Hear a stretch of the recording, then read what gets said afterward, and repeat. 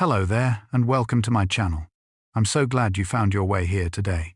Tonight, let the rest of the world grow quiet, because we are going somewhere gentle and strange together into a question that almost everyone has wondered about in the dark alone at least once. Can a thought held closely enough actually shape what happens next in a life? Tonight's subject is manifestation, that old and curious idea that the mind is not just a witness to our days, but somehow a quiet architect of them. We will look at where this idea came from, how far it has traveled, and what the mind actually does when it believes in something it cannot yet see.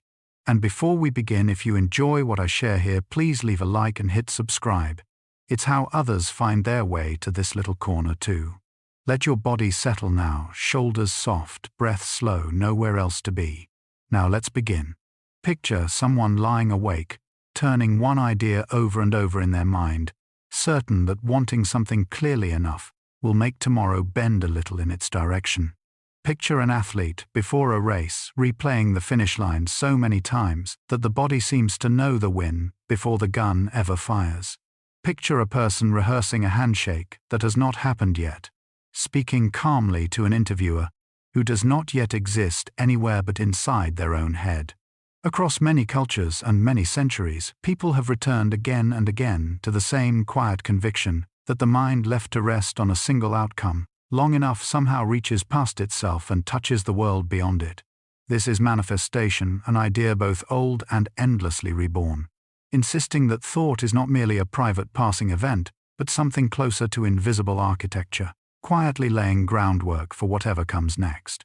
You may have felt its pull yourself in a small wish, repeated late at night, in a goal written on paper, and stared at until it began to feel almost real, almost close enough to touch.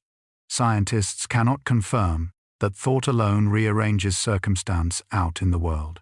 Yet researchers have long observed something close by and undeniable, that what a person expects often shapes what that person notices, chooses, and slowly becomes over time. That fine distinction, subtle as it sounds, sits at the very center of manifestation's claim. The belief that focused thought can shape a person's future reality, and their choices one quiet repetition at a time, night after night, thought after thought. Every word carries a birthplace, and manifestation's birthplace was a particular corner of 19th century America inside a loose gathering of thinkers, now remembered as the New Thought movement. Where did this way of thinking actually begin? It grew out of small circles of healers, ministers, and philosophers who had grown uneasy with the strict punishing theology around them, and who began instead to teach that the mind held a kind of quiet, shaping power over health, mood, and circumstance. These early teachers were not scientists in any formal sense, and they rarely agreed with one another on details, but they shared one central belief that inner conviction could ripple outward into a person's outer life. Their writings spread through small pamphlets, informal lectures, and word of mouth, long before radio or television existed, to carry an idea quickly across a continent. You can trace a fairly direct line from those 19th century meeting rooms to the self-help shelves standing in bookstores today. The vocabulary shifted across the decades, borrowing occasionally from psychology, sometimes from Eastern philosophy, sometimes from whatever science happened to be fashionable at the time. Yet the underlying architecture of the idea barely moved at all. That attention paid consistently to a desired outcome somehow helps summon it into being. Historians of religion still study these early New Thought communities, carefully noting how a fairly obscure spiritual movement, born from a handful of people meeting quietly in small American towns, eventually seeded an idea that would circle the entire globe. It is a reminder that even the largest cultural movements often begin in the smallest, quietest rooms. Long before manifestation had its modern name, a quiet essayist in New England was already describing a version of its central idea. Ralph Waldo Emerson wrote in careful, unhurried sentences about trusting the inner voice over the noise of the crowd, and his philosophy of self-reliance would go on to shape early manifestation-style thinking in ways few readers today fully realize. Imagine a study lined with books, candlelight falling across a handwritten page, a man convinced that society too often persuades a person to abandon their own private conviction in favor of borrowed opinion. Emerson argued that genius consisted largely of trusting one's own thought, believing that what is true in a person's own heart is true for everyone else as well. He wrote of an original relation to the universe, insisting that each person carried within them a spark worth listening to, rather than silencing. That spark in his telling was not passive. It was meant to be acted upon, trusted, and followed into the world with quiet confidence. New Thought writers who came just after him borrowed heavily from this vocabulary of inner trust, translating his philosophical language into more practical, almost instructional advice about visualizing goals and expecting good outcomes. You can still feel Emerson's fingerprints in modern manifestation language, in phrases about trusting yourself, listening inward, and refusing to let outer circumstance define an inner sense of possibility. A 19th-century essay about self-reliance, written in a quiet study, far from any spotlight, still echoes today, inside vision boards, journals, and quiet late-night affirmations repeated under warm lamplight before sleep. You may already know the name even if you have never opened the book yourself. Napoleon Hill spent years interviewing wealthy, successful people of his era, distilling their habits into a single volume called Think and Grow Rich, and that book quietly became one of the most influential manifestation texts the world has ever produced. You could find it on a shelf in a small bookstore in one country, and in the very same year, find a battered copy passed hand to hand in a completely different one. You could hear its phrases repeated by a business leader on a stage, and days later hear those same phrases whispered by someone quietly reading alone before bed. Hill wrote about burning desire, about picturing a goal with such clarity that the mind refuses to let it go, about repeating a specific aim to yourself until it settles fully into belief. His central claim was simple and bold, that thought held with enough intensity and paired with enough action tends to translate itself into results. Readers across very different countries, professions, and generations found something in that promise worth holding on to. You do not need to accept every claim in the book to notice its reach. Translated into dozens of languages, printed across many decades, it helped carry a 19th-century spiritual idea into the language of business, ambition, and self-improvement that still surrounds bookstores and seminar rooms today. A single writer, working largely alone, managed to hand a private philosophy to millions of strangers he would never personally meet. You might assume that manifestation as we know it today grew slowly, decade by decade, quietly gaining believers one conversation at a time. That assumption turns out to be only half true. It grew slowly for a century, yes, drifting through pamphlets and paperback books, until one single film and one accompanying book arrived and changed its pace entirely. That book was called The Secret, and its arrival did not simply add to manifestation's audience, it multiplied that audience almost overnight. Almost overnight, homes on different continents were watching the same documentary, discussing the same central claim, that focused desire draws matching circumstance toward the person who holds it. That claim, repeated in interview after interview, spread faster than any New Thought pamphlet from a century earlier ever could, carried now by television screens and early internet forums instead of handwritten letters. Internet forums filled with strangers, comparing notes on vision boards, gratitude lists, and morning rituals, each person borrowing language from a book most of them had read within the very same year. Publishers reported sales figures rarely seen for a work of this kind, and translations followed quickly into language after language across the globe. Across the globe, a philosophy once confined mostly to niche spiritual circles suddenly sat on tables in ordinary living rooms, discussed over ordinary dinners, by people who had never previously called themselves believers in anything resembling manifestation at all. Perhaps you remember hearing about it yourself secondhand from a friend who had just finished watching it. That is how quickly one story shared widely can pull an old idea out of obscurity and into everyday conversation. A curious pattern shows up again and again in manifestation books and videos.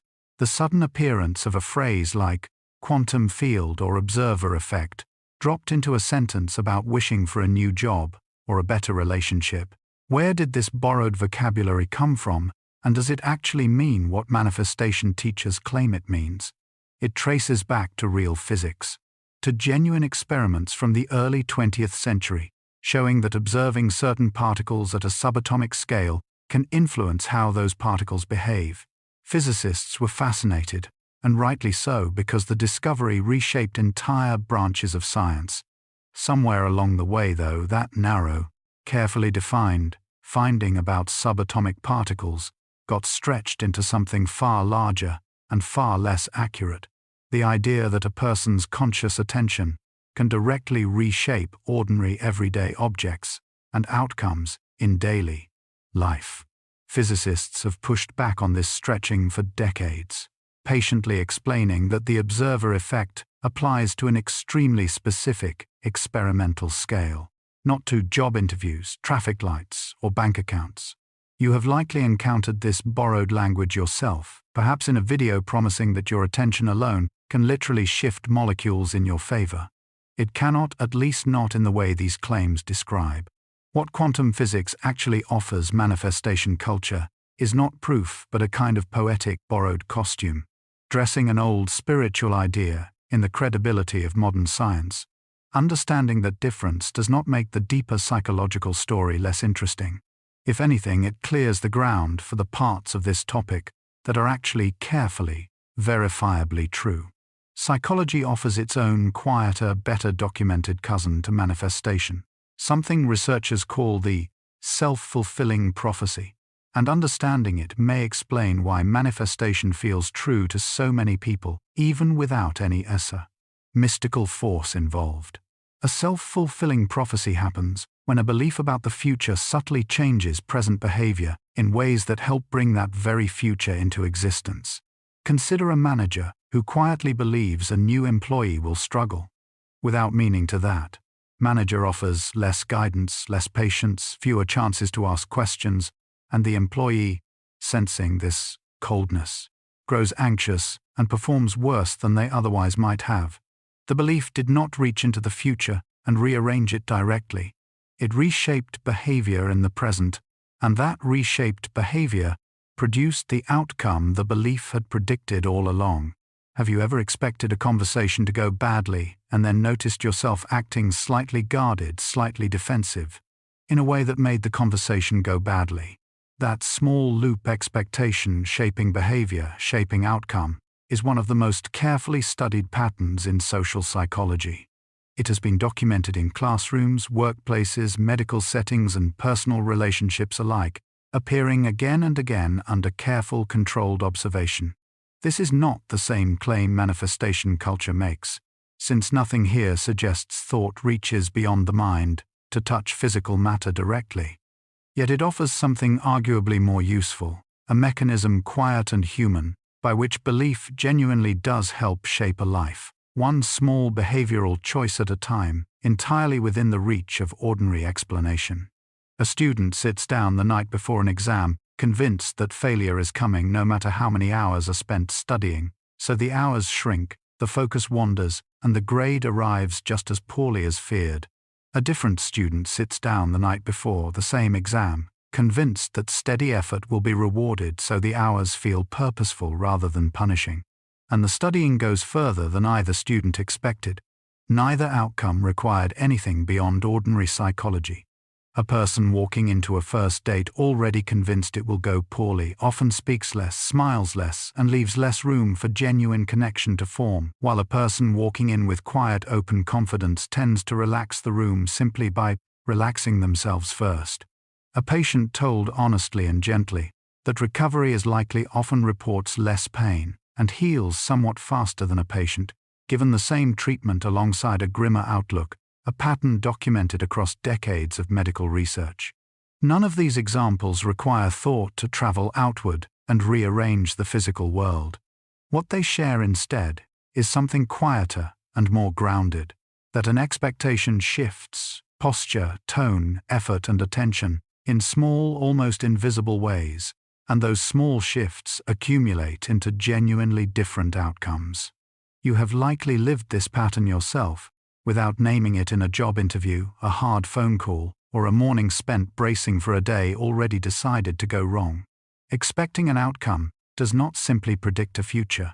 It quietly helps build one decision by decision, one ordinary moment folding into the next.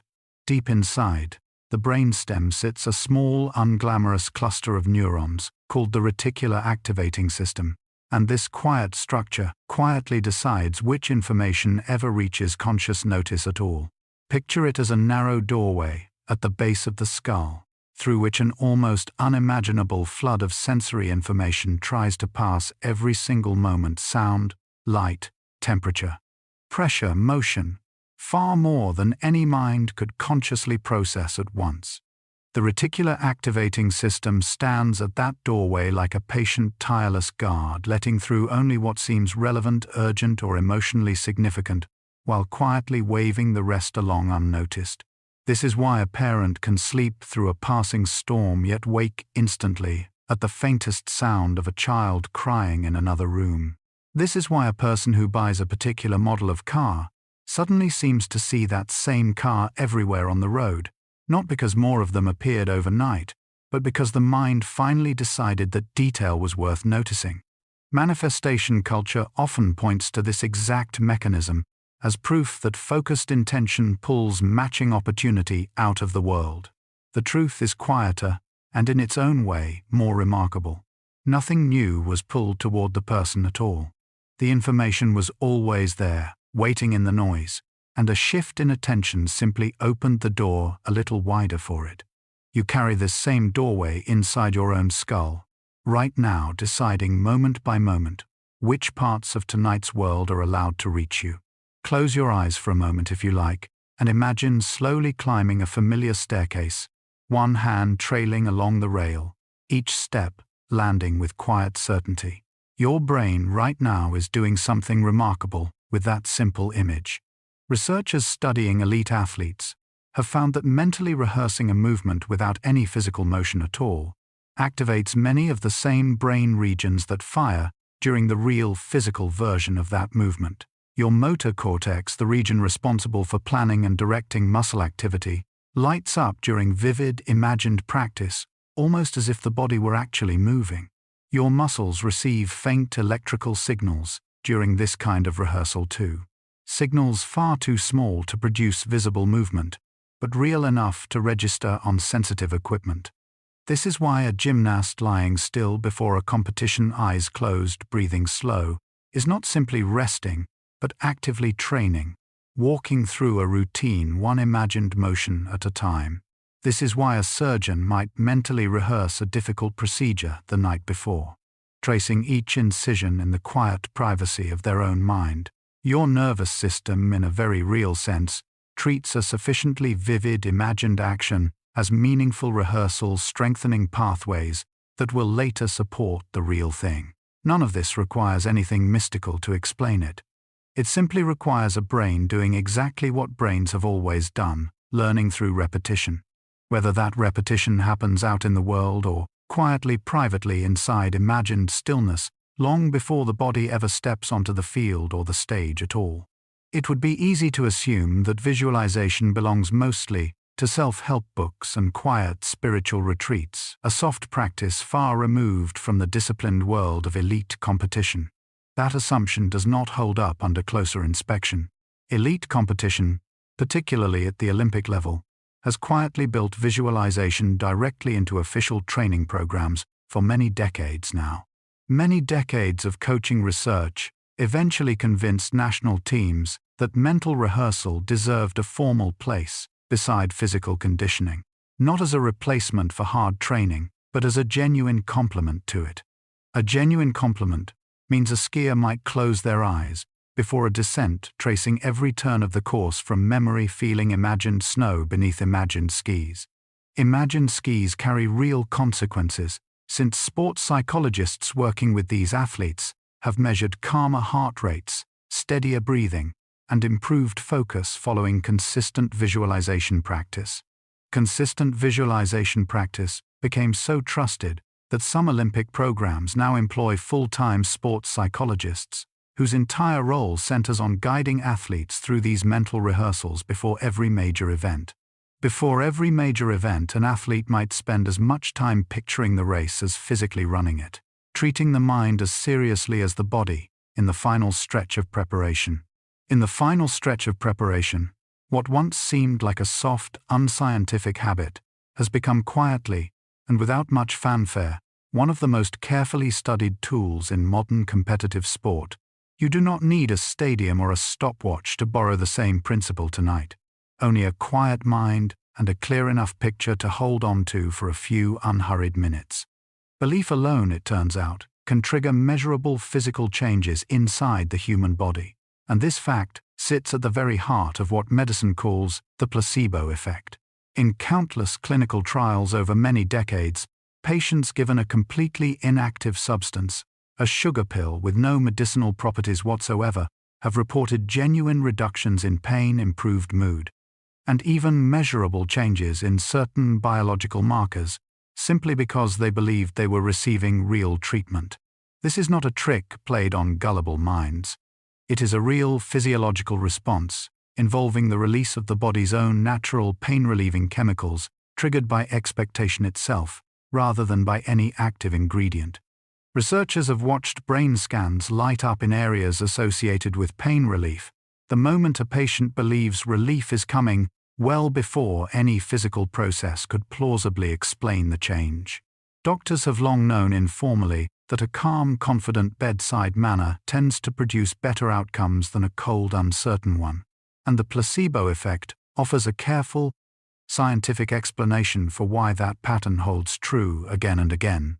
Even more curious, some studies have found a weaker but still measurable placebo response, even when patients are told outright that they are receiving an inactive pill, suggesting that the simple ritual of treatment carries its own quiet power. None of this proves that belief can cure serious illness on its own, and no responsible doctor would ever suggest replacing real treatment with hope alone. It does prove gently and repeatedly that the mind and body are far more entangled than most people assume. Long before New Thought pamphlets or best-selling manifestation books, a group of philosophers in ancient Greece and Rome had already arrived at a strikingly similar insight about the mind. The Stoics taught that it is never really the event itself that disturbs a person, but rather the judgment that person forms about the event, a teaching that placed perception, not circumstance, at the very center of emotional life. Picture Epictetus born into slavery later, teaching that even chains could not touch an inner freedom, built entirely from how a person chose to interpret their circumstances. Picture Marcus Aurelius ruling an empire, still writing quiet private notes to himself each evening about controlling only his own judgments and letting everything else simply pass. These were not soft, comforting platitudes offered from a place of safety. They were hard-won conclusions reached by people who had faced genuine loss, danger, and hardship, and who found again and again that the mind's interpretation of a difficulty mattered as much as the difficulty itself. A storm at sea cannot be controlled, the Stoics taught, but the fear surrounding that storm can be examined, questioned, and sometimes gently reshaped, much like the private storms you carry through an ordinary week. This ancient insight quietly threads through nearly every later idea about the mind's power to shape experience, from cognitive therapy centuries later to modern manifestation culture today. The details changed across the centuries. The vocabulary shifted from Greek to English, from philosophy to psychology to popular self-help. Yet the underlying observation has never really left us that perception, more than the raw event itself, decides how a life actually feels, from the inside. A monk sits cross-legged in a quiet hall, watching thought after thought rise and pass, like clouds crossing a still sky. A student centuries later sits in a modern therapy office, learning to notice a familiar worry arriving yet again uninvited, right on schedule. A grandmother somewhere hums an old worry to herself for the 1000th time, the groove of it worn smooth from decades of repetition. Buddhist teachings developed and refined across roughly 2,500 years describe this exact pattern with remarkable precision, using a concept sometimes translated as mental formations. The idea that a thought repeated, often enough, carves a kind of groove into the mind, making that same thought easier to think again the next time. A groove of anger walked often enough becomes a familiar path the mind wanders down almost automatically. A groove of gratitude walked just as often becomes an equally familiar path, quietly reshaping how a day tends to feel from the inside. Neither path forms overnight, and neither disappears overnight either, but both, that the old teachings insist, remain genuinely reshapable through patient, repeated attention. Meditation in this tradition is not really about emptying the mind of thought entirely, an idea often misunderstood in the modern world. It is about noticing which grooves are being worn, moment by moment, breath by breath, and gently, without force. Choosing which ones deserve to deepen, and which ones might simply be allowed to fade. You are, in this quiet sense, always walking somewhere, one habitual thought at a time. Among manifestation's most recognizable tools sits a simple piece of poster board covered in cut-out images, words, and photographs, arranged with care to represent a hoped-for future. This is the vision board, and its logic is straightforward enough to explain, in a single breath, that surrounding yourself daily with images of a desired outcome keeps that outcome constantly present in the mind, gently steering attention and effort toward it over time. Someone hoping to travel might glue a photograph of a distant coastline above their desk. Someone hoping for a calmer home life might paste a quiet, sunlit kitchen scene beside their bed. The board itself does nothing magical, of course, and no reputable psychologist would claim that a collage of photographs reaches out into the world and rearranges circumstance on its own. What the board does appear to do, according to research on goal setting and attention, is keep a specific target visually and repeatedly present, which in turn makes that target easier to notice, opportunities for easier to plan around, and harder to quietly forget during a busy week. This mirrors a well-documented finding in behavioral psychology, that written and visual reminders of a goal measurably improve the odds of pursuing that goal consistently. A vision board seen this way functions less like a magical summons and more like a patient visual to-do list, one that whispers rather than shouts. Sitting quietly in the corner of a room, waiting for a busy mind to glance its way again and again until a distant hope starts to feel a little closer to home. A woman keeps a small notebook beside her bed, and each night before sleep she writes down 3 ordinary things that went well that day. Nothing dramatic, just a warm cup of coffee, a kind word from a stranger, a moment of sunlight through a window. A student encouraged by a psychology professor as part of a class experiment does the same thing for several weeks, and later reports feeling noticeably steadier, less anxious, more able to fall asleep without the mind spinning through worry. A hospital patient, recovering slowly from surgery, is asked to jot down brief notes of gratitude each evening, and shows, according to the nurses, tracking recovery, somewhat improved mood scores compared to patients who were not asked to do the same. These are not isolated anecdotes plucked from manifestation forums. They echo a substantial body of research in positive psychology studies conducted across universities and hospitals over recent decades, consistently finding that regularly noting small moments of gratitude correlates with reduced symptoms of anxiety and depression, improved sleep quality, and even measurable changes in markers of stress within the body. Manifestation culture has long embraced gratitude journaling as a way of signaling readiness for more good fortune to arrive. Psychology, working from an entirely different set of assumptions, arrives at a strikingly similar practical conclusion, that the simple repeated act of noticing what has already gone right quietly reshapes how the mind meets whatever comes next. You might try it yourself tonight. 3 small things, nothing dramatic, just enough to remind a tired mind that today held something worth keeping.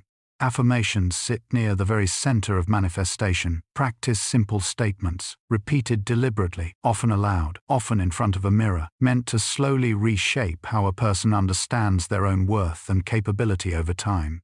You have probably tried one yourself at some point, even briefly, even skeptically, a quiet sentence like, "I am capable" or "I am enough," repeated on a hard morning when confidence felt thin. The idea rests on a genuinely testable psychological principle that the brain tends to notice and remember information consistent with its existing beliefs. A pattern researchers call confirmation bias, and that repeating a new belief, often enough, can gradually shift which information a mind chooses to notice and retain. This does not mean every affirmation works equally well for every person.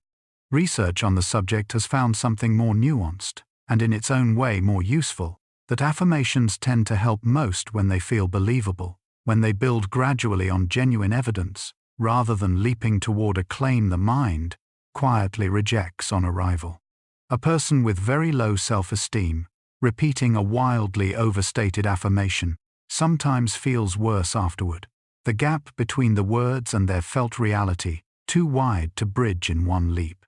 A more modest, more specific affirmation, closer to what already feels true, tends to land more gently and take root more successfully. The words themselves are not magic. They are simply repeated practice. And like any practice, patience and honesty tend to matter more than volume or intensity ever could. Within manifestation communities, one idea surfaces again and again, described with real conviction by many who practice it, that every thought carries its own vibrational frequency, and that thoughts of a similar frequency somehow draw, matching people, events, and opportunities toward the person thinking them. Believers describe this as a kind of cosmic sorting system, invisible but reliable, where fear attracts more to fear, and hope quietly attracts more of itself in return. It sounds at first mention like it might borrow credibility from real physics, since sound and light genuinely do travel as measurable waves with measurable frequencies. That borrowed credibility, though, does not extend to thought itself. No instrument built by physicists has ever detected a measurable vibrational frequency emitted by a private internal thought, and no controlled study has found evidence that such a frequency, even if it existed, could influence external events or other people from a distance. This is, by its own most honest description, a belief rather than an established fact held with sincerity by many, tested and unconfirmed by science so far. What might be happening instead, more plausibly, is something covered earlier in this very story, that mood and outlook subtly change posture, tone of voice, facial expression, and small daily choices, and other people respond quite naturally to those visible cues, rather than to any invisible frequency. A hopeful person often does draw warmer responses from others. The likely reason has far less to do with vibration, and far more to do with an open, easier presence that other people simply feel comfortable standing near. Across many decades of careful experimentation, scientists have found no reliable evidence that thought alone, unaccompanied by any physical action, can move or influence physical matter beyond the person doing the thinking. This might sound on its surface like a disappointing note to include in a story about manifestation, but it is worth sitting with honestly rather than glossing over. Researchers have actually tested versions of this claim directly in controlled laboratory settings, asking participants to concentrate intently on random number generators, dice rolls, or other physical systems attempting to influence outcomes through focused intention alone. The results, gathered across many independent studies and later reviewed together by skeptical scientists, showed no consistent effect beyond what ordinary chance would predict on its own. Extraordinary claims, as scientists often say, require extraordinary evidence, and a claim suggesting that private thought can reach outward and physically alter the external world would count as about as extraordinary as claims get. That evidence, despite genuine effort to find it, has simply not materialized. None of this means manifestation practice is worthless, or that the people who practice it are foolish. It means more precisely that whatever benefit manifestation offers likely comes not from thought-bending matter, but from something closer to home: attention, motivation, behavior, and belief, quietly reshaping a person's own choices and, through those choices, their own life. That distinction matters not to take something away, but to place the real working parts of this story on solid, honest ground you can actually stand on with confidence long after tonight. Somewhere right now in a small apartment on one side of the world, a young woman is lighting a single candle and quietly speaking a wish out loud before turning off the light. Somewhere else in a different time zone entirely, a tired father is scribbling a short list of hopes onto a scrap of paper before folding it into his wallet the way his own mother once did decades earlier. Somewhere else again, a teenager is scrolling through a phone late at night, watching a short video about setting intentions, mouthing the words along with the narrator, half believing, half simply hoping. None of these people know one another. Most of them will never meet. And yet, across countless homes, countless languages, and countless quiet evenings just like this one, an enormous, largely invisible number of people are engaged in some version of the very same ritual, speaking a hope into the world, and trusting at least a little that the speaking itself matters. Skepticism, careful and reasonable, has followed manifestation at every step of its long history, and much of that skepticism, as this story has shown, is genuinely well earned. Yet skepticism alone has never managed to slow the practice down in any lasting way. The ritual persists quietly, stubbornly across generations, not because it has been proven, but because something about it continues to feel worth doing anyway, worth returning to night after night in ordinary rooms scattered across an entire, waiting world, each one holding its own, small, private hope until morning. Behind every candle lit and every whispered wish sits a surprisingly large industry, one built from books, courses, apps, retreats, and coaching sessions, all promising some version of a better life through better thinking. Analysts who study the broader self-help market estimate that manifestation-related products now make up a substantial slice of an industry worth many billions of dollars each year, a figure so large it becomes difficult to picture in any ordinary human way. Try picturing it differently. Imagine every single seat in a massive stadium filled entirely with people. And then imagine that same stadium refilled, emptied, and refilled again, thousands of times over each person in every one of those seats, representing roughly $1,000 spent somewhere on a manifestation book, workshop, or app. Subscription within a single year. That is closer to the actual scale being discussed.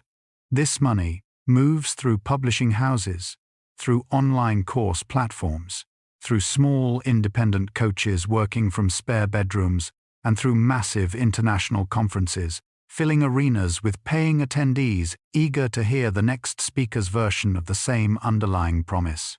Some of what this industry sells rests on genuinely useful psychological principles, careful goal setting, structured reflection, community support. Some of it rests on very little at all beyond charisma and repetition. Either way, the sheer financial scale of the industry says something important on its own, that an enormous number of people in an enormous number of places are willing to spend real money chasing the idea that their thoughts might genuinely help shape their circumstances. A single book, printed first in one language in one country, eventually found its way into dozens of languages, carried across borders by translators, publishers, and word of mouth, traveling faster than anyone could have planned. That book was The Secret, and by most publishing estimates, it sold somewhere in the range of tens of millions of copies worldwide, a number so large it resists easy imagination without some kind of human comparison. Picture every single resident of a mid-sized country, every man, woman, and child, each one holding a personal copy in their hands at the very same moment. That crowded, almost impossible image gets closer to the true scale than the number alone ever could. Picture those same copies stacked flat, one on top of another, forming a tower that would rise well past the height of the tallest buildings most people have ever stood beneath. Picture a chain of readers holding hands, one after another, long enough to stretch across an entire continent more than once. Bookstores in different corners of the world stocked it in prominent window displays. Book clubs in unrelated cities, unaware of one another entirely, chose it as the very same month's selection.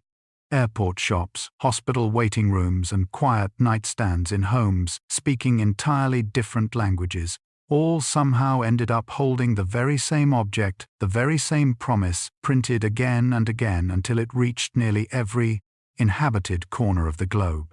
Resting now on shelves you yourself may recognize from a bookstore visited long ago.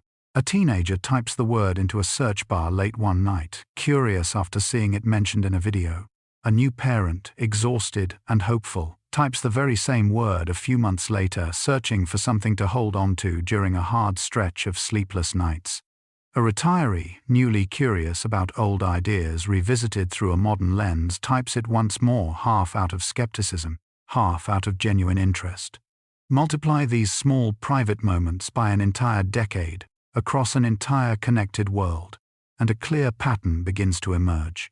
Search analysts tracking public interest in the term manifestation have watched that interest climb steadily and at certain points quite sharply, particularly during periods of widespread uncertainty, when ordinary systems felt unusually shaky and people understandably reached for something that offered a sense of personal control.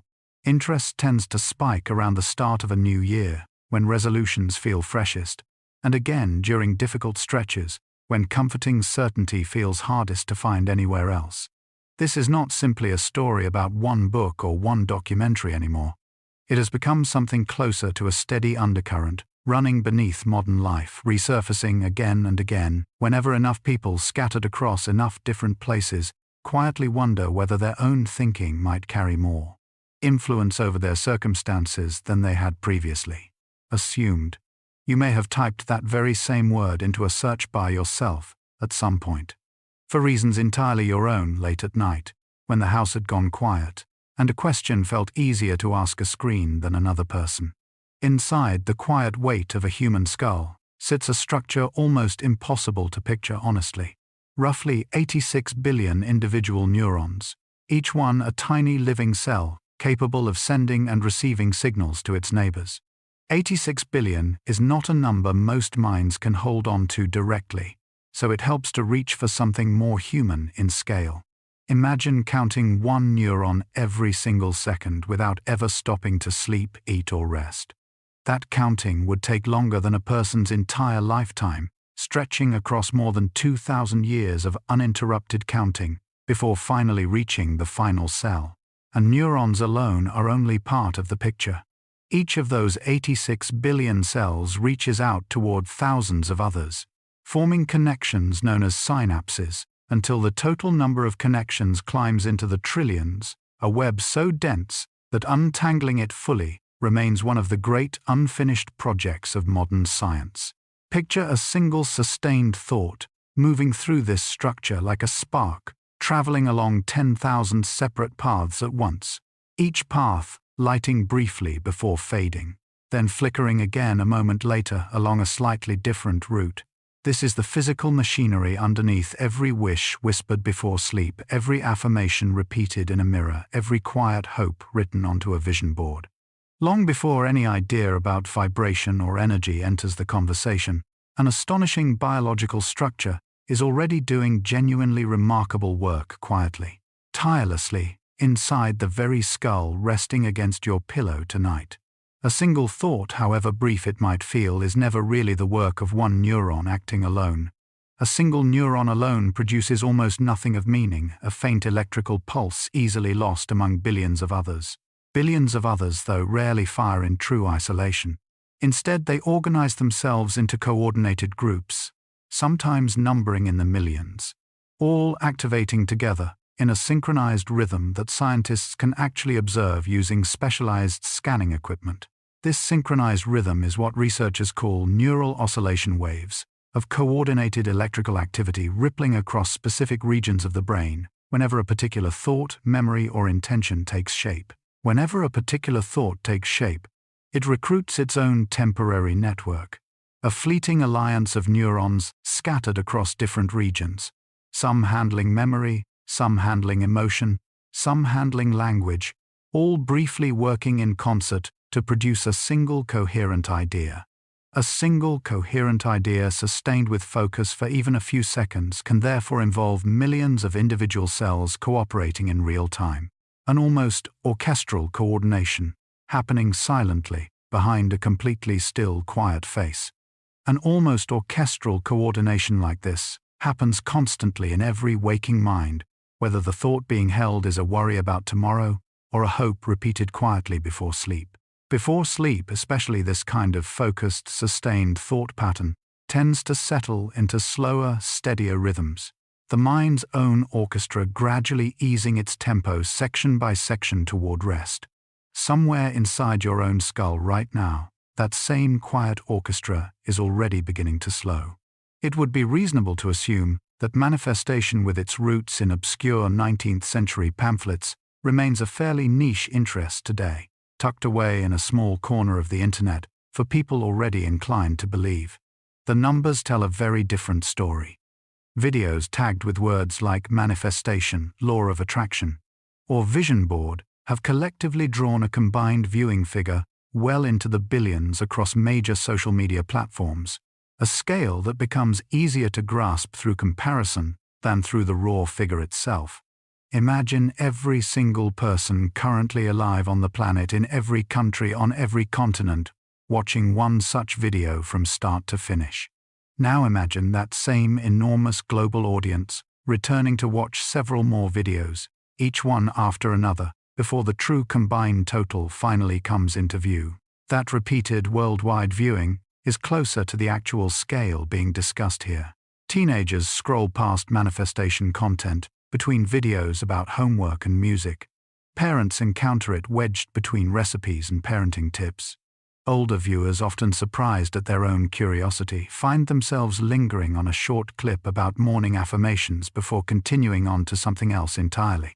The content spans an enormous range of quality and honesty, from careful psychologists explaining real research to confident strangers promising instant transformation with no evidence behind the claim at all. What unites all of it, regardless of quality, is sheer reach. An idea born in quiet parlor meetings, now echoing across screens, held by an almost unimaginable share of the connected world. A single century measured against the long span of human history is a remarkably short stretch of time. And yet within that 1 century, ideas born in a handful of small American meeting rooms managed to travel across nearly every inhabited continent on Earth. It began quietly with lectures held in modest halls and pamphlets passed from hand to hand across a few northeastern cities. Within a few decades, those same ideas had crossed an ocean, taking root in reading circles across parts of Europe, where local thinkers translated and reshaped the language to fit their own cultural traditions. Reading circles in Europe soon gave way to organized societies, some formal, some loosely gathered around a shared interest, meeting regularly to discuss books that had originated an ocean away. An ocean away, meanwhile, missionaries, travelers, and curious readers carried translated pamphlets further still into parts of Asia, Australia, and eventually Africa and South America, each new setting adding its own local flavor to an idea that had started as something fairly specific and small. Something fairly specific and small had, by the middle of that same century, become something closer to a genuinely global conversation discussed in different languages, adapted to different religious traditions, yet still carrying the same underlying thread woven through every version, that a person's inner conviction shapes the outer life that follows it still, in fact, into tonight's story, carried forward by countless small hands across countless quiet decades, until it finally reached this very room. Modern medicine, generally cautious about unproven ideas, has quietly built an entire respected field of treatment around a principle that sounds remarkably close to manifestation's own central claim that changing a person's habitual thoughts can genuinely change how that person feels and behaves. This field is called cognitive behavioral therapy, and it is now practiced by licensed clinicians across nearly every country. with an established healthcare system used to treat anxiety, depression, insomnia, and a long list of other conditions, with a strong body of supporting research behind it. The therapy works from a fairly simple premise that a person's automatic thoughts, the quick, often unexamined interpretations that arise in response to daily events, shape emotional reactions far more than the events themselves do. A therapist might ask a patient to notice a recurring thought, something like, "Nobody ever listens to me," and then gently examine whether that thought is fully accurate or perhaps somewhat exaggerated by anxiety or past experience. Over repeated sessions, patients learn to catch these automatic thoughts, question them, and gradually replace them with more balanced, more accurate alternatives. The parallels to manifestation are difficult to ignore. Deliberate attention paid to inner thought, repeated practice aimed at reshaping habitual patterns, a belief that changing the mind changes the life surrounding it. The crucial difference lies in evidence and humility. Cognitive behavioral therapy makes no claim about bending external circumstance directly. It simply carefully, and with decades of clinical study behind it, helps a person think a little more clearly about the life they are already living. A single molecule, tiny beyond ordinary imagination, quietly shapes an enormous share of human motivation, ambition, and hope. That molecule is dopamine, a chemical messenger produced deep within the brain and released in small, precise bursts whenever the mind anticipates something rewarding. A single molecule cannot be seen, touched, or felt directly, yet its presence colors nearly every human pursuit. The small thrill of checking a phone for a message, the steady pull toward a long-term goal, the quiet satisfaction of crossing an item off a list before bed. Dopamine does not simply arrive after a reward is received. It rises earlier during the anticipation itself, which helps explain why setting a goal, picturing an outcome, or writing down a hope can feel genuinely motivating even before anything has actually been achieved.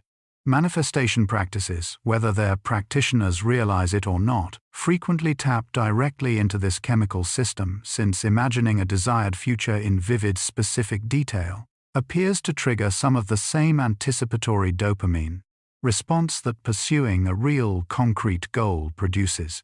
Athletes visualizing victory, students picturing graduation, patients imagining recovery, all of them are quietly engaging a molecule far too small to see under an ordinary microscope, yet powerful enough to shape entire decades of human striving. Nearly every brain on Earth, regardless of culture, language, or belief system, carries this same chemical architecture, which means the pull felt while imagining a better future is not imagined at all. It is real chemistry, doing exactly what chemistry has always done. A trial in one country tests a new pain medication against an inactive sugar pill and finds again that some patients given the sugar pill report real relief. A separate trial conducted years later, on a different continent testing an entirely different condition, finds a similar pattern, belief alone producing a measurable if partial benefit. A third trial, focused on recovery from minor surgery, finds the same quiet effect, showing up yet again, belief, acting almost like a faint secondary treatment, running alongside the real one. Multiply these individual studies by thousands, conducted across many decades, spanning nearly every field of medicine, from cardiology to dermatology to mental health, and a remarkably consistent pattern comes into view. The placebo effect is not a rare curiosity discovered once and rarely repeated. It is one of the most extensively documented phenomena in all of medical research, appearing reliably enough that modern clinical trials must now be specifically designed to account for it, comparing new treatments not simply against no treatment at all, but against a carefully matched placebo. Precisely because researchers know belief alone carries real, measurable weight, scientists still debate exactly how large the effect tends to be for any given condition, and it varies considerably depending on what is being studied. What researchers no longer seriously debate is whether the effect exists at all. Across thousands of careful trials, spanning generations of careful researchers, the evidence has settled firmly into consensus. that the mind quietly and reliably shapes the body more than either was once assumed capable of doing. Separated by oceans, mountain ranges, and centuries of complete cultural isolation from one another, several ancient traditions arrived entirely independently at strikingly similar conclusions about the mind's role in shaping experience. In ancient Greece, philosophers reasoned that judgment, not raw event, determined a person's suffering. In ancient India, entirely unaware of Greek thought, other philosophers developed detailed systems describing how the mind's habits shape perceived reality, layering insight upon insight across many generations of careful, patient inquiry. In ancient China, Taoist thinkers wrote of aligning inner disposition with the natural flow of circumstance, suggesting that resistance itself, more than the circumstance being resisted, often caused the deepest suffering. Indigenous traditions across very different parts of the world developed their own careful practices around intention, ritual, and mindful attention, often woven into daily life through storytelling, ceremony, and communal practice rather than formal written philosophy. None of these traditions borrowed from one another in their earliest stages, separated as they were by distances that would have taken months or years to cross on foot or by sea. And yet each one, working entirely alone, arrived at some version of the very same quiet insight that the mind is never simply a passive mirror reflecting an unchanging outer world, but something closer to an active participant shaping how that world is experienced from the inside. This kind of independent convergence, several separate traditions reaching similar conclusions without contact, tends to suggest that the underlying insight, whatever its ultimate limits, is touching something genuinely real about how human minds actually work. Somewhere between the largest publishing houses and the quietest home office sits an enormous, loosely organized profession: manifestation coaching, now practiced by a number of people that reaches well into the tens of thousands across the world. Directories listing certified coaches, informal practitioners, and independent teachers running online courses have grown large enough that browsing through them feels closer to scrolling through a small city's worth of professionals than a niche hobby community. Picture a mid-sized town, every single working adult in it employed in some version of this same profession, teaching intention setting, guiding visualization exercises, coaching clients through affirmation practices over video calls that span different time zones and continents. That town-sized professional community exists scattered rather than gathered in one place, connected instead through websites, online courses, and social media followings rather than shared office buildings.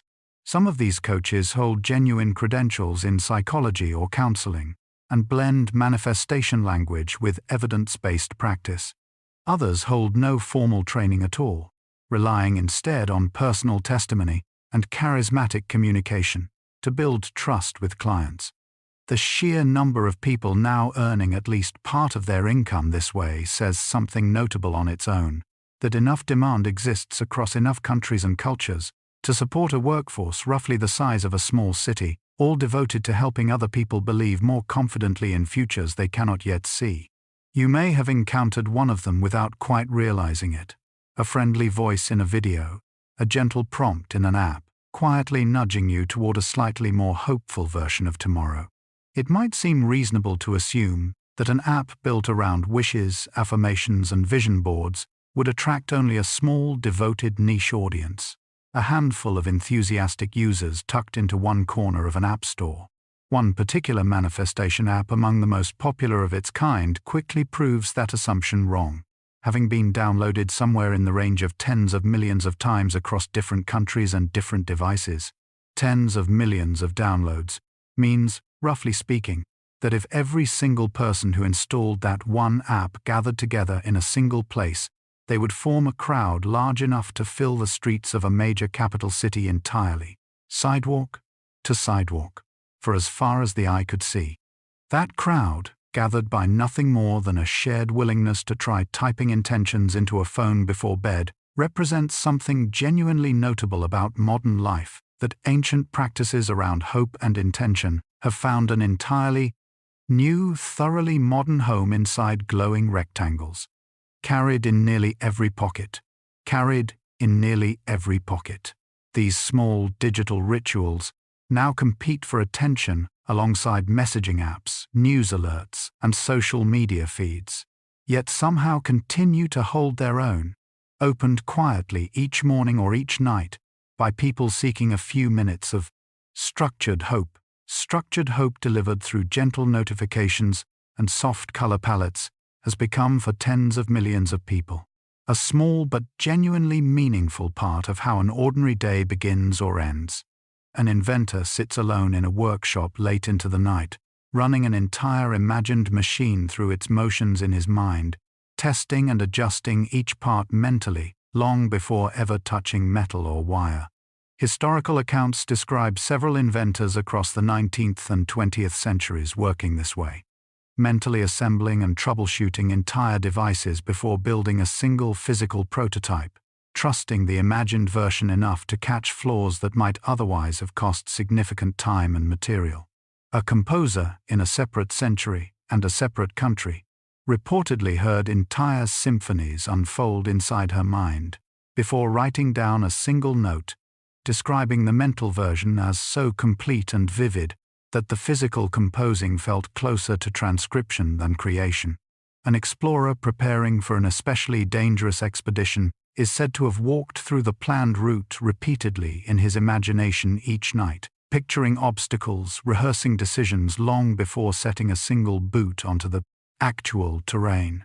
These accounts, gathered from letters, diaries, and biographies across very different fields and very different eras, share a common thread that predates any modern self-help vocabulary entirely.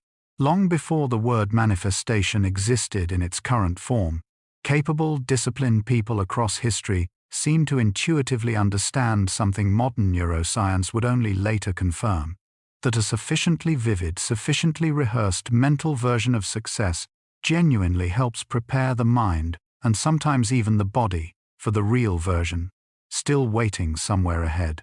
You have likely done something similar yourself without ever calling it by any grand historical name at all.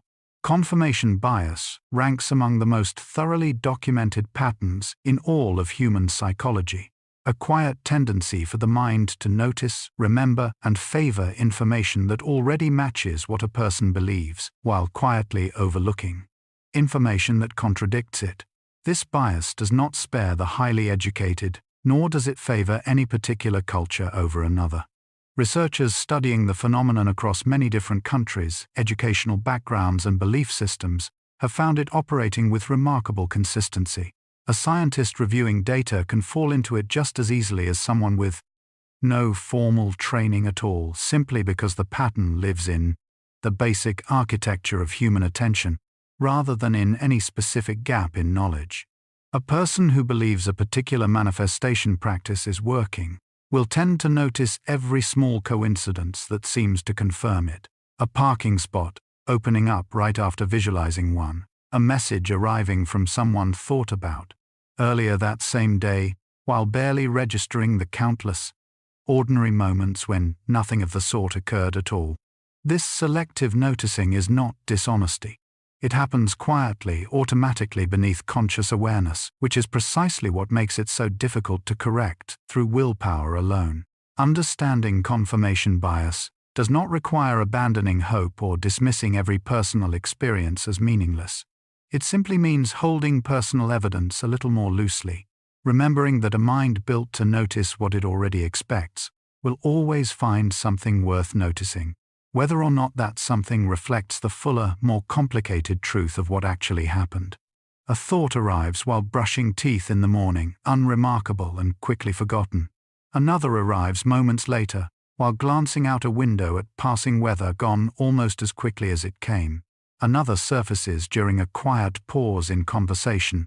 Another while waiting for a kettle to boil. Another while walking past a familiar street corner that happens to remind the mind of something entirely unrelated.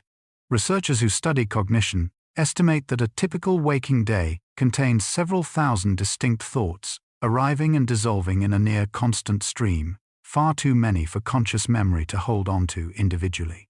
Picture that stream as something closer to weather than to a deliberate parade, thoughts drifting through awareness the way clouds drift across an open sky, most passing unnoticed, a few pausing long enough to be examined, fewer still becoming something a person actively chooses to hold on to. Repeat. Given a stream, this constant, this crowded, it becomes easier to understand why manifestation practices place such heavy emphasis on deliberate repetition, since a single hopeful thought, competing against several thousand other passing thoughts, needs real reinforcement, simply to be noticed at all, let alone remembered by evening.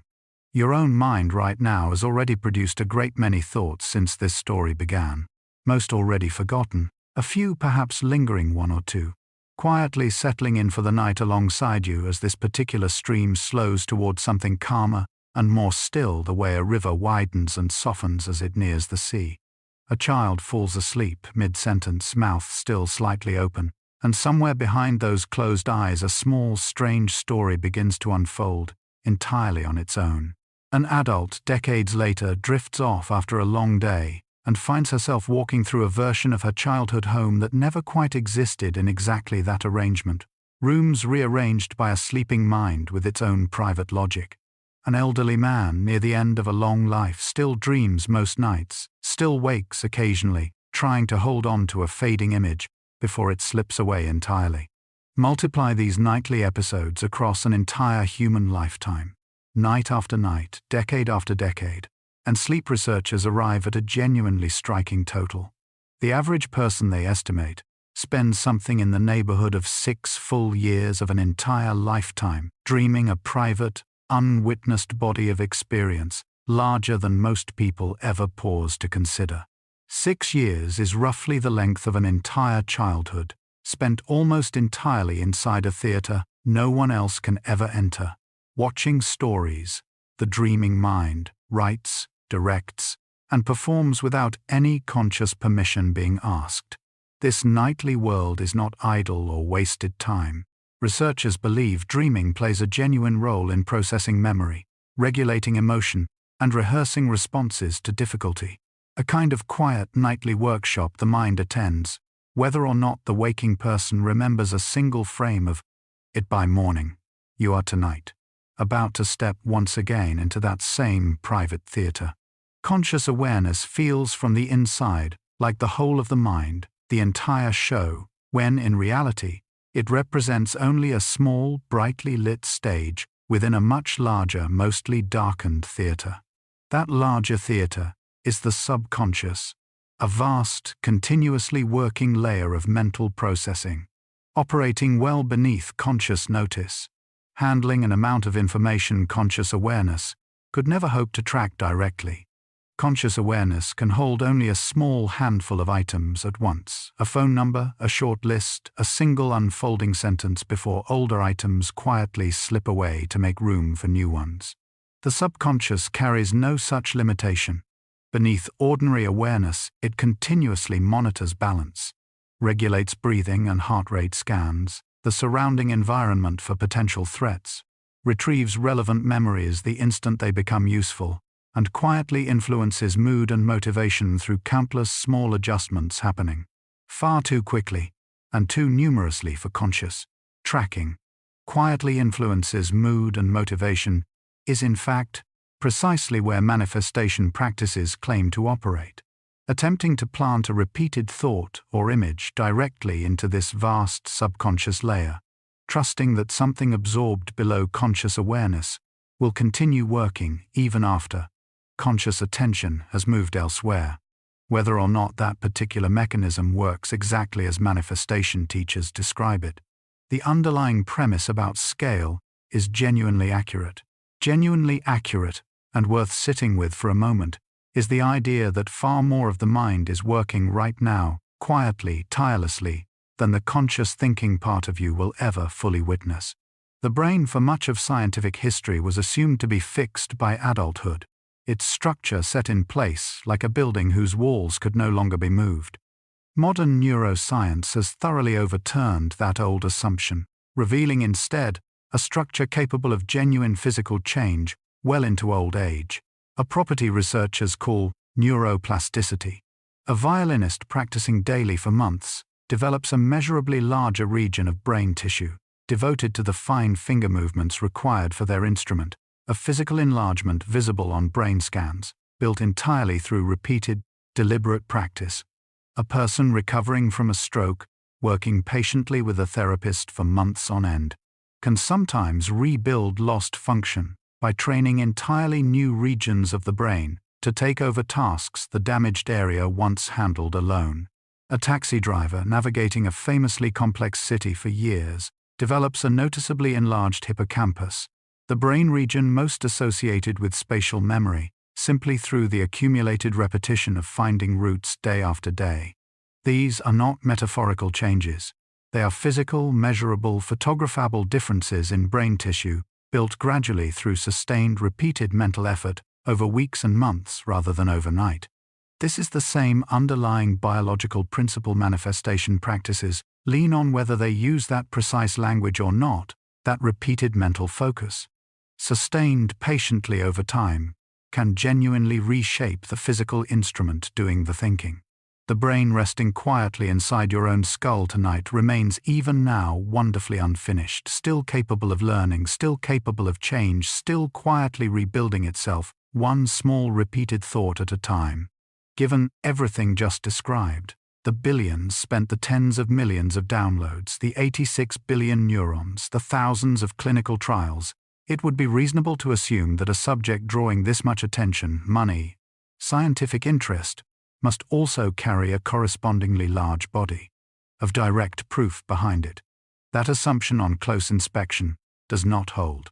The specific claim manifestation culture makes, most often, that focused thought alone can reach beyond the mind and directly reshape external physical circumstance, remains supported by remarkably little rigorous evidence despite decades of genuine scientific curiosity and no shortage of attempts to test it properly.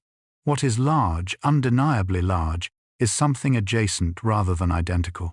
The well-documented power of expectation, attention, belief, and repeated practice to shape behavior, physiology, and perception from the inside.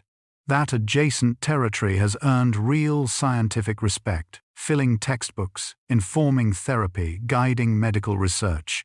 The specific mystical core claim has not earned that same respect, and honesty requires saying so plainly, rather than quietly blurring the two together for the sake of a tidier story. This is not a disappointing place to arrive.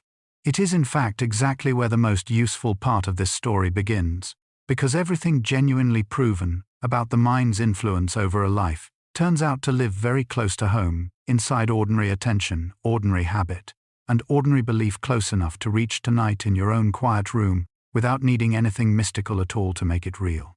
A goal held loosely in the back of the mind, vague and unwritten, behaves very differently from a goal stated with real specificity, and researchers studying motivation have measured that difference again and again. People who write down a specific, clearly defined goal, complete with a rough timeline and a concrete description of what success actually looks like, consistently follow through at meaningfully higher rates than people who simply hope for something similar in general terms. The reason has less to do with magic and more to do with attention. A vague wish gives the mind almost nothing to act on. No clear signal for which small daily choices actually move it forward. A specific goal, by contrast, gives the mind something to measure against. A concrete target the subconscious can quietly compare each decision to throughout an ordinary day. Wanting to feel healthier as a vague wish rarely changes much on its own. Deciding to walk for 20 minutes each morning before work gives the mind a specific behavior to notice, protect, and gradually build into a stable habit. You have likely felt this difference yourself, the way a hazy hope tends to dissolve by midweek, while a specific written plan somehow keeps quietly nudging at your attention, refusing to be fully forgotten. This is not manifestation reaching into the world to rearrange it. It is something closer, and in its own way more remarkable, the simple, well-documented power of clarity to shape ordinary daily behavior, one specific choice at a time. Notice for a moment the voice that narrates your own day. It comments on small mistakes almost before you have finished making them. It offers quiet predictions about how a conversation will go before you have even opened your mouth. It replays an awkward moment from hours earlier, long after everyone else involved has surely forgotten it entirely. This constant, quiet narration is your self-talk, and psychologists have found that its tone shapes mood far more powerfully than most people ever consciously realize. Harsh self-talk, the kind that labels an honest mistake as proof of failure, tends to deepen stress and lower resilience over time, even when the original event itself was fairly minor. Gentler self-talk, the kind that treats a mistake as simply information rather than judgment, tends to support faster emotional recovery and steadier overall mood across an ordinary week. You did not choose most of this internal voice deliberately. It formed gradually, shaped by childhood, by past relationships, by countless small moments, absorbed long before you were consciously aware of absorbing anything at all. The comforting part is that this voice remains genuinely changeable, not through force or sudden willpower, but through patient, repeated practice, noticing a harsh thought as it arrives and gently offering a steadier one in its place. Tonight, as your own mind quiets, notice this voice one more time. Let it soften just slightly the way a room softens when a lamp is finally switched off, leaving only the quieter, kinder shapes behind. Teachers in one well-known study were told that a handful of their students, chosen entirely at random, had scored exceptionally well on a test predicting future intellectual growth. Those students had, in truth, been selected by pure chance, with no real difference separating them from their classmates at the start of the year. The teachers, believing they were working with especially promising students, unconsciously began offering them more encouragement, more patience, more challenging material, and warmer feedback throughout the year. Small shifts in tone and attention, teachers themselves barely noticed making. By the end of that same year, the randomly selected students had, on average, shown measurably greater academic gains than their classmates, not because they were genuinely more gifted from the start, but because a teacher's quiet expectation had subtly reshaped the daily texture of how those particular students were taught. Researchers named this pattern the Pygmalion effect, after the mythological sculptor who fell in love with a statue he had carved so beautifully that it seemed to come alive. A belief held sincerely enough by someone with real influence over daily circumstance can indeed help shape the outcome it expects, not through anything mystical, but through countless small behavioral adjustments accumulating quietly over time. You may recognize this pattern from your own life. A teacher, a coach, a parent, or a mentor who once believed in you before you fully believed in yourself, and whose quiet confidence somehow helped make the difference real. A small kindness, still worth remembering tonight. Something quietly interesting happens whenever you walk into a room expecting warmth from the people already there. Your shoulders drop slightly. Your face relaxes into something closer to openness than guardedness. Your voice, without any deliberate effort, tends to soften just enough to sound approachable rather than defensive. None of this happens because you consciously decided to perform friendliness. It happens because an expectation of kindness quietly adjusts posture, tone, and expression before a single word has even been spoken. Other people, largely without realizing it themselves, respond to these small, almost invisible cues, meeting an open, relaxed presence with a similarly open, relaxed response of their own. This creates a kind of gentle feedback loop. Your calm expectation invites a calmer response. That calmer response confirms your original expectation, and the whole exchange settles into warmth almost before either person has consciously chosen anything at all. The reverse holds true as well, and just as powerfully. Walking into the same room braced for coldness tends to produce a slightly guarded posture, a slightly flatter tone cues other people pick up on just as readily, sometimes meeting guardedness with guardedness in return. None of this guarantees every interaction will go exactly as expected, since other people carry their own private histories into every room too. But your own expectation, quietly worn on your face and carried in your posture, genuinely does tilt the odds more often than most people ever notice toward whichever kind of room you walked in already believing you would find. A path through a forest does not exist until enough footsteps wear it into the ground, and even then it stays a path only if those footsteps keep returning to walk it again. The brain builds its own habits in a remarkably similar way. Repeating a behavior, even a small one, strengthens the specific neural pathway responsible for that behavior. A physical process researchers describe using the phrase, "neurons that fire together wire together." Wire together means the connection between those particular neurons grows stronger and more efficient with each repetition, requiring less conscious effort to activate the next time the same behavior begins.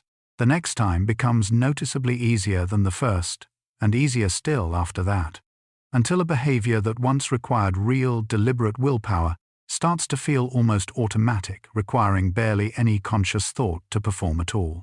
This is precisely why the first week of any new habit tends to feel the hardest before that particular neural pathway has been walked, often enough to wear itself into something resembling a proper trail. Reaching for water instead of a sugary drink, pausing to breathe before reacting in anger, sitting down each night to write 3 things worth appreciating. All of these become easier, not through sheer force of character alone, but through the brain's own physical machinery gradually rewiring itself in response to consistent, patient repetition.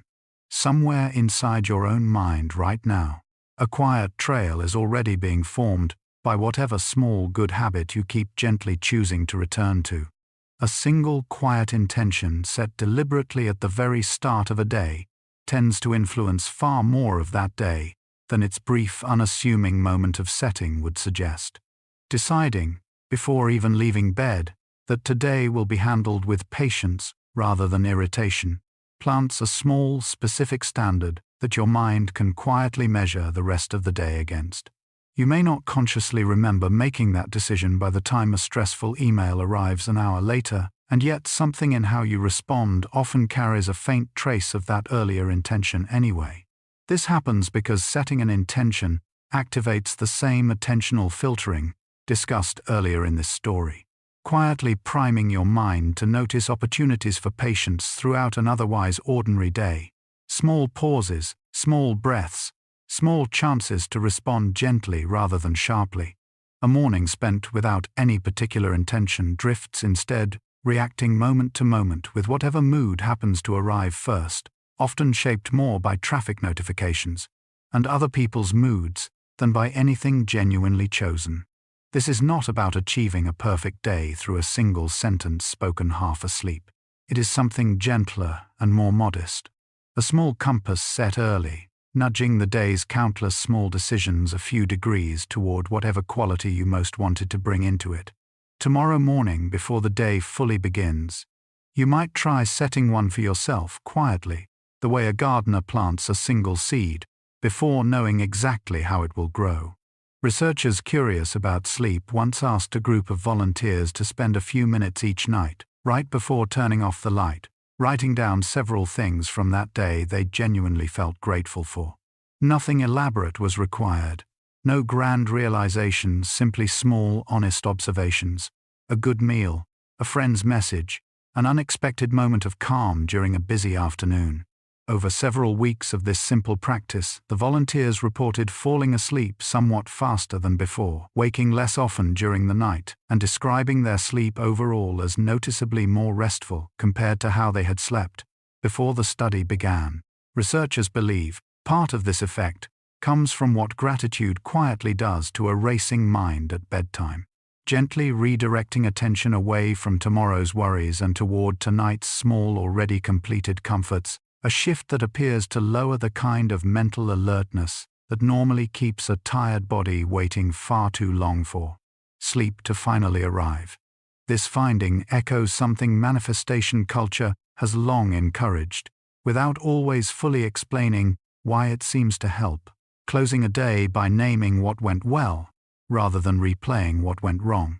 The science and the ritual arrive quite independently at the very same gentle conclusion. A mind given something small and kind to rest on tends to rest more easily itself. If it feels right to you, You might let tonight be one of those nights, 3 small things, nothing more, before you finally let this day close. Your brain, for all its remarkable sophistication, struggles with a particular distinction most people assume it handles easily, telling the difference between a vividly imagined experience and one that actually happened. Brain scans reveal that imagining a scene in rich, specific detail, the smell of rain, the sound of a familiar voice, the exact feeling of a hand held tightly, activates many of the same sensory and emotional regions that light up when a person genuinely lives through that same experience. This is not a flaw or a malfunction. It is simply how imagination works, borrowing the brain's existing machinery for perceiving the world, rather than building an entirely separate system just for pretending.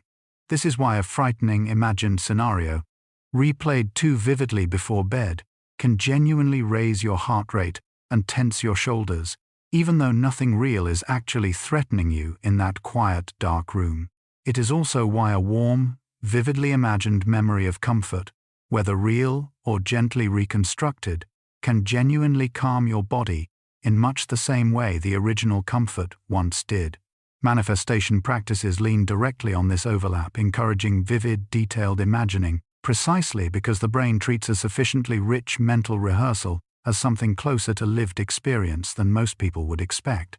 Tonight, if a gentle imagined scene feels useful, a quiet beach, a familiar room, a person who makes you feel safe, your own brain will meet it with real, physical calm, whether or not that exact scene has ever actually existed.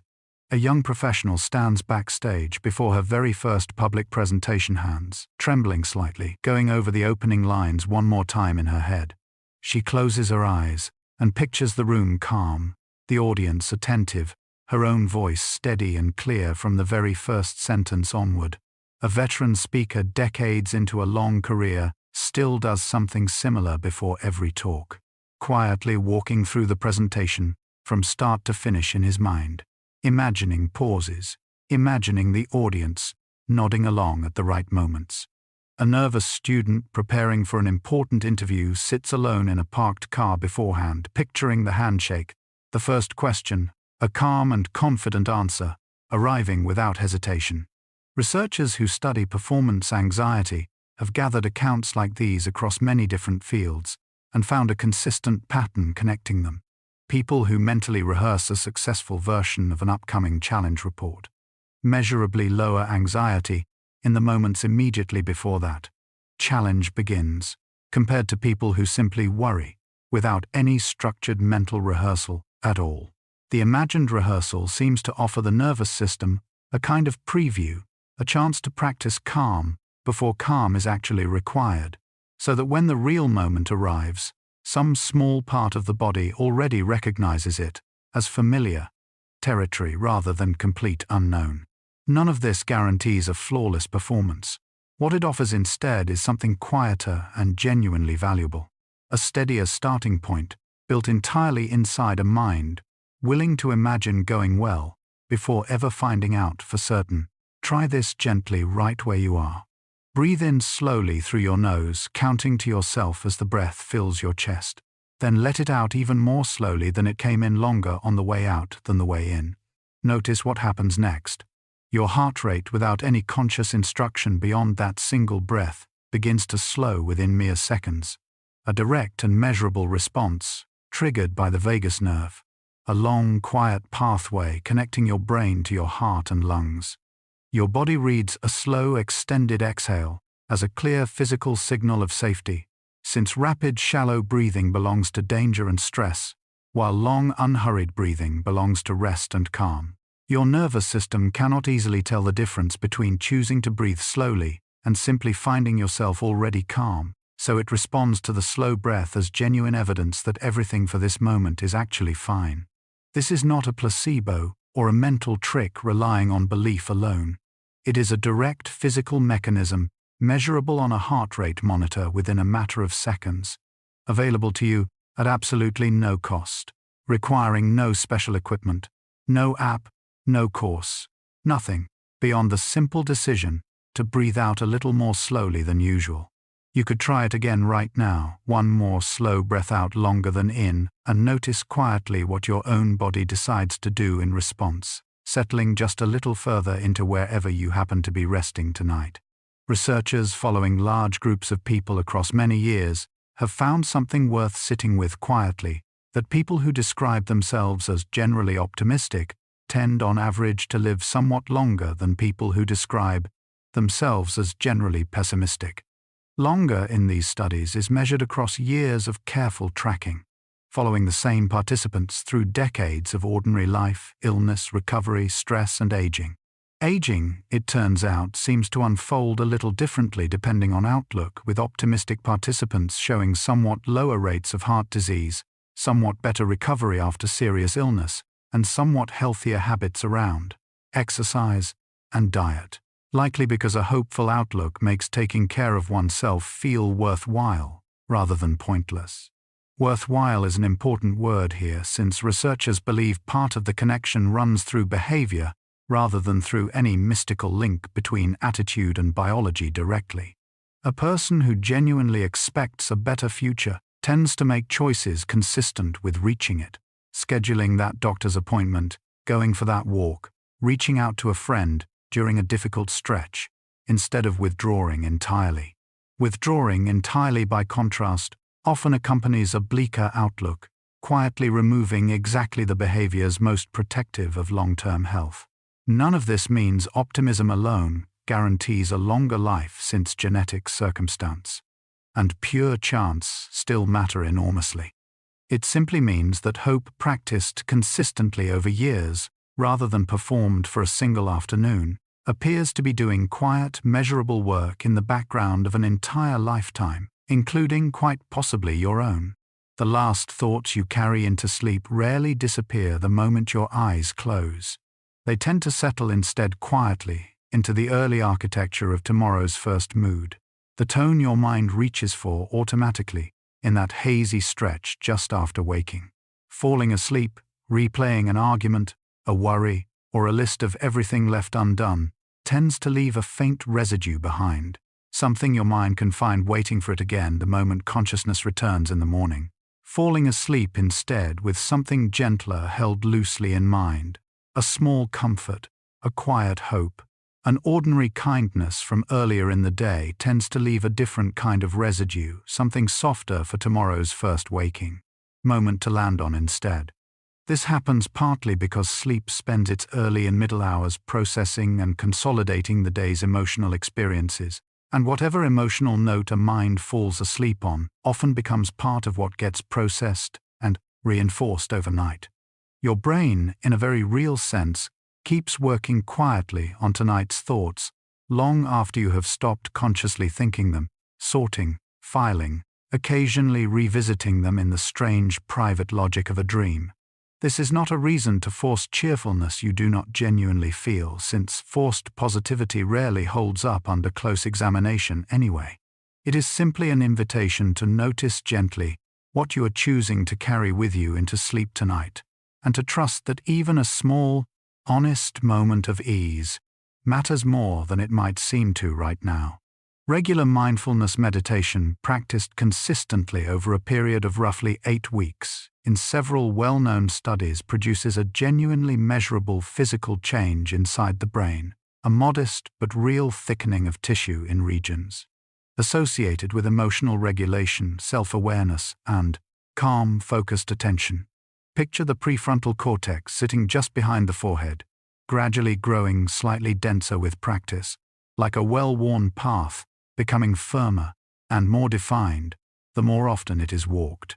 Picture the amygdala, the brain's small almond-shaped alarm system responsible for detecting threat and triggering fear, gradually showing reduced activity and even modest shrinkage in long-term meditators, as though the alarm itself has learned, slowly and patiently, to sound a little less urgently at ordinary daily stress. These changes were measured using brain imaging technology capable of detecting differences in tissue density down to a remarkably fine level of detail, comparing scans taken before and after weeks of consistent practice. The participants involved were not monks who had meditated for decades. in remote mountain monasteries. Many were ordinary adults with jobs, families, and busy schedules, setting aside a modest amount of quiet time each day to simply sit and follow their own breath. The brain once again reveals itself as something far more responsive to patient, repeated attention than older assumptions ever gave it credit for, willing to physically reshape itself in response to nothing more dramatic than quiet, consistent practice, breath by breath, day by day, much like the one you are quietly taking right now. Making a bed each morning takes barely a minute, yet something small and satisfying happens the moment it is finished. A brief lift in mood, a quiet sense of a day already off to a decent start. Crossing a single item off a short list produces a similar small lift, even when that item was modest. A load of laundry, a returned phone call, a single paragraph written toward a larger project, closing a chapter of a book before bed, finishing even one page of a difficult report, tidying a single drawer instead of an entire room. Each of these small completions delivers a brief, genuine release of dopamine, the same motivating chemical discussed earlier in this story, rewarding the brain for finishing something rather than only for finishing something large. These small rewards accumulate in a genuinely useful way. A person who regularly experiences the modest satisfaction of small completions tends to approach larger, more demanding goals with more confidence than someone who only ever measures success against distant, difficult finish lines. This is why breaking an intimidating goal into small, achievable pieces works so reliably well. Not because the pieces themselves matter more than the whole, but because each small piece delivers its own genuine dose of motivating chemistry along the way. You might notice this yourself tonight, the quiet satisfaction of simply reaching the end of this particular thought. One small completion among the countless small completions that together make up an entire well-lived life. One gentle finish at a time. A quiet erosion happens to many people, almost entirely without their noticing it, scrolling through a feed of carefully chosen photographs and arriving somehow feeling worse about an ordinary life that was perfectly fine only minutes earlier. Researchers studying social comparison have found this pattern consistently, that spending time comparing one's own unfiltered daily life against other people's carefully curated highlights tends to lower mood, self-esteem, and overall life satisfaction, even when nothing about a person's actual circumstances has changed at all. A vacation photograph shared by an acquaintance rarely shows the argument that happened earlier that same day, the delayed flight. The ordinary boredom scattered throughout most of any real trip. A confident, polished post about a new job rarely mentions the months of doubt, rejection, and quiet anxiety that came before it. The comparison, though, does not usually happen consciously or fairly. It happens automatically, comparing an edited, best moment version of someone else's entire life against the full, unedited, ordinary texture of one's own. This is not a call to abandon social media entirely, since genuine connection and real community exist there too, alongside the comparison trap. It is simply worth remembering gently, especially in a quiet evening moment like this one, that almost everyone scrolling through the very same feed is comparing their own private, complicated reality against a carefully lit highlight reel that was never meant to represent the whole story of anyone's actual, ordinary, perfectly sufficient life, including yours exactly as it is tonight, worthy of rest without any comparison at all. A gentle piano melody played softly in the final minutes before sleep tends to accompany dreams researchers describe as calmer and more pleasant than average. A song carrying lyrics about heartbreak or conflict, played during that same final stretch before sleep, sometimes threads its way into dream content too, occasionally surfacing as a fragment of tension or unresolved feeling within an otherwise unrelated dream. Sound, unlike sight, continues registering even as a person drifts toward unconsciousness, since hearing remains one of the last senses to fully quiet down during the transition into sleep. Researchers studying this phenomenon have found that emotionally charged audio, whether a tense film played in the background or a genre of music carrying strong emotional weight, shows up more often in dream reports than neutral ambient sound does. Calm instrumental music, nature recordings, or simply quiet silence tend to correlate with dreams researchers rate as more peaceful and less fragmented upon waking. None of this means a particular song guarantees a particular dream, since the sleeping mind draws from countless other sources too: memory, mood, the day's leftover worries and delights, all mixing together in ways no single influence fully controls. It does suggest something gently practical, that the last sounds filling a room before sleep are not entirely inconsequential, quietly joining the mind backstage as it prepares whatever strange private performance the night has waiting. If you happen to be listening to something calm right now, some quiet voice or gentle sound easing you toward rest, that same choice may already be shaping the softer edges of whatever dream is waiting on the other side of tonight. Everyone carries a private story about who they are, quietly narrated across years, built from memory, habit, and countless small moments strung together into something that feels like a coherent identity. This story shapes far more than it might seem to from the inside, particularly in the way you interpret setbacks when they inevitably arrive. If your private story casts you as someone generally capable who occasionally struggles a difficult week, tends to register as exactly that. A difficult week, temporary and survivable, soon folded back into the larger, steadier narrative surrounding it. If your private story instead casts you as someone fundamentally unlucky or perpetually falling short, that same difficult week tends to register as further confirmation of an old familiar theme, evidence collected in support of a conclusion the story had already quietly decided on long before this particular week even began. Psychologists call this narrative identity, the ongoing internal story a person tells about their own life, and research suggests this story genuinely shapes resilience, since the same objective setback can feel either survivable or devastating depending largely on which surrounding story it lands inside. The comforting part is that this story remains genuinely revisable, not through denial or forced positivity, but through honestly noticing when an old narrative has grown too harsh, too narrow, or too outdated to fairly represent the fuller, more complicated person actually living it. You are quite literally still writing yours, one ordinary day, one quiet choice at a time, tonight's own small chapter included.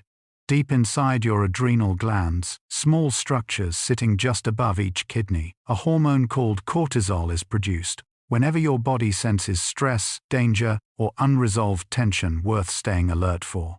Cortisol, in short bursts, is genuinely useful, sharpening focus and readying the body for quick action during a real challenge, the kind our distant ancestors faced far more often than most people do today.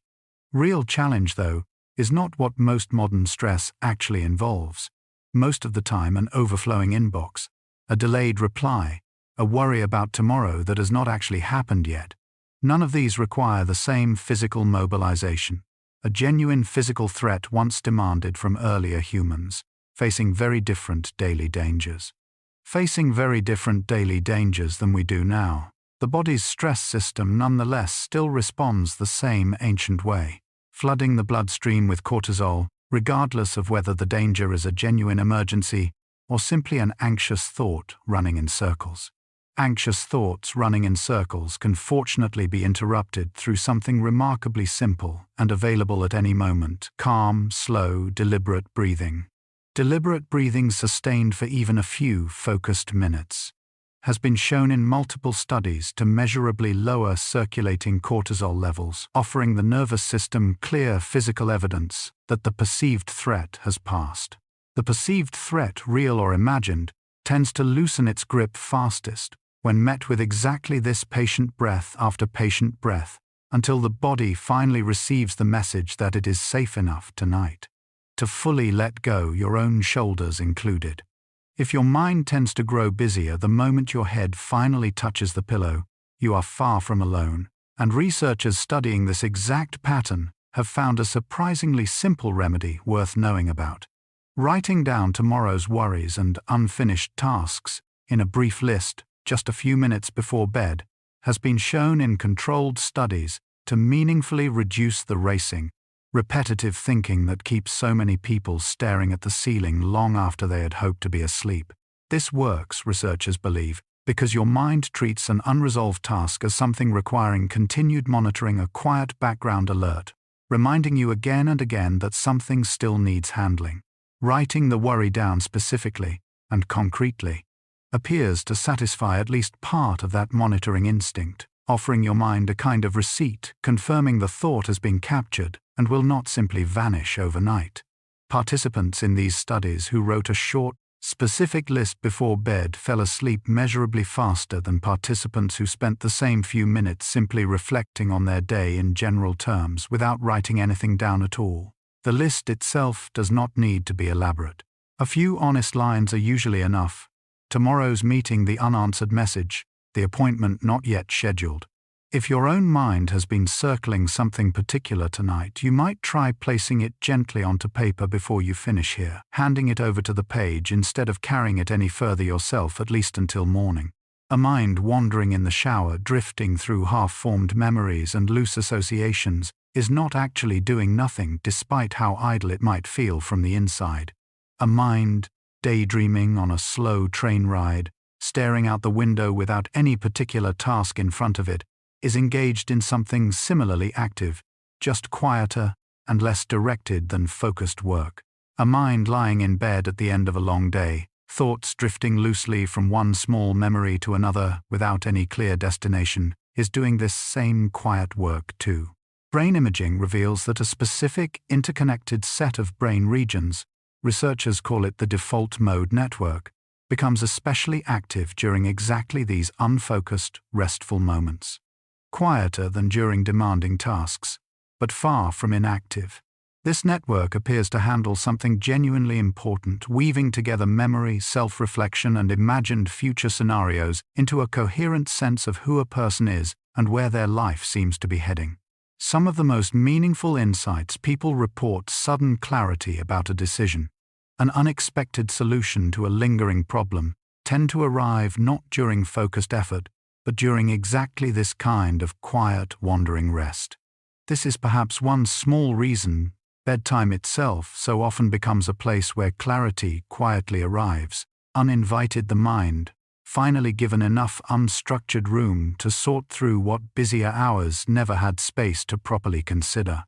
Yours may be doing exactly that right now, quietly in the background while you simply lie here and let it. A patient recovering from major surgery told honestly and warmly by her medical team that a full recovery is genuinely likely, begins physical therapy the very next day, with noticeably more effort than patients given the same treatment. A vaguer, more guarded outlook from their doctors. A second patient facing a serious diagnosis joins a support group filled with others further along in similar recoveries, watching living proof of the outcome he is hoping for. Walk and talk right in front of him, and reports feeling steadier and more motivated in the weeks that follow. A third patient, an older man recovering from a stroke, is encouraged daily by his family to believe genuine progress remains possible, and shows measurably greater engagement in his own rehabilitation exercises compared to patients receiving less consistent encouragement from those around them. Researchers studying recovery across many different conditions have found this pattern repeating with real consistency, that patients who believe recovery is genuinely possible tend to engage more fully with treatment, adhere more consistently to medical advice, and report, on average, somewhat better outcomes than patients approaching the same treatment with resignation or doubt. None of this means belief alone cures serious illness, and no honest account of this research would ever suggest abandoning medical treatment in favor of hope alone. It simply means that hope, paired faithfully with real medical care, appears to be quietly, measurably doing its own patient work alongside every other treatment in the room, a small ally rather than a replacement. A room bathed in warm, dim amber light tends to invite the body toward calm in a way most people feel immediately, without needing any explanation for why. Bright, cool, blue-toned light does something close to the opposite, mimicking daylight, closely enough that the brain interprets it as a signal to stay alert rather than settle down, suppressing the release of melatonin. the hormone most responsible for preparing the body for sleep. Researchers studying color and mood have found that soft, warm tones, gentle yellows, muted oranges, deep, quiet blues tend to correlate with lower reported stress and a greater sense of calm compared to harsh, saturated, or overly bright color palettes. A cluttered room, visually busy and full of competing shapes and colors, tends to leave the mind subtly more alert and less able to fully settle, since attention keeps quietly cataloging objects even without conscious permission to do so. A simple, uncluttered space softly lit tends to offer the mind noticeably less to track, freeing up quiet attention that can then be spent on rest instead. None of this requires an expensive renovation or a complete redesign of any particular room. Even something as small as dimming an overhead light in favor of a single warm lamp or simply closing a door on visual clutter for the night can measurably shift how quickly a tired mind and body settle toward the calm, unhurried state that makes real restorative sleep possible. Wherever you happen to be resting your own head tonight, a small group of runners gathers before dawn each week, none of them training for anything particularly grand, yet each one shows up more consistently than they likely would have training entirely alone. A support group for people navigating similar hardships meets in a quiet community room, and members often describe feeling steadier simply from watching others further along the same difficult path, proof that the hoped-for outcome is genuinely possible. A team preparing for a difficult project draws visible confidence from a shared belief that the group working together can manage a challenge that might feel overwhelming to any one of them facing it entirely alone. These examples, gathered from very different corners of life, point toward the same underlying pattern. Researchers have documented repeatedly that hope shared within a group tends to feel sturdier and more resilient than hope held privately by a single person with no one else to confirm it. Believing something difficult is possible becomes easier when surrounded by others who believe it too, since their visible confidence offers a kind of quiet, borrowed evidence that steadies an individual's own wavering conviction on harder days. This is part of why manifestation communities, support groups, prayer circles, and team rituals across countless different cultures all lean so heavily on shared belief rather than solitary conviction alone.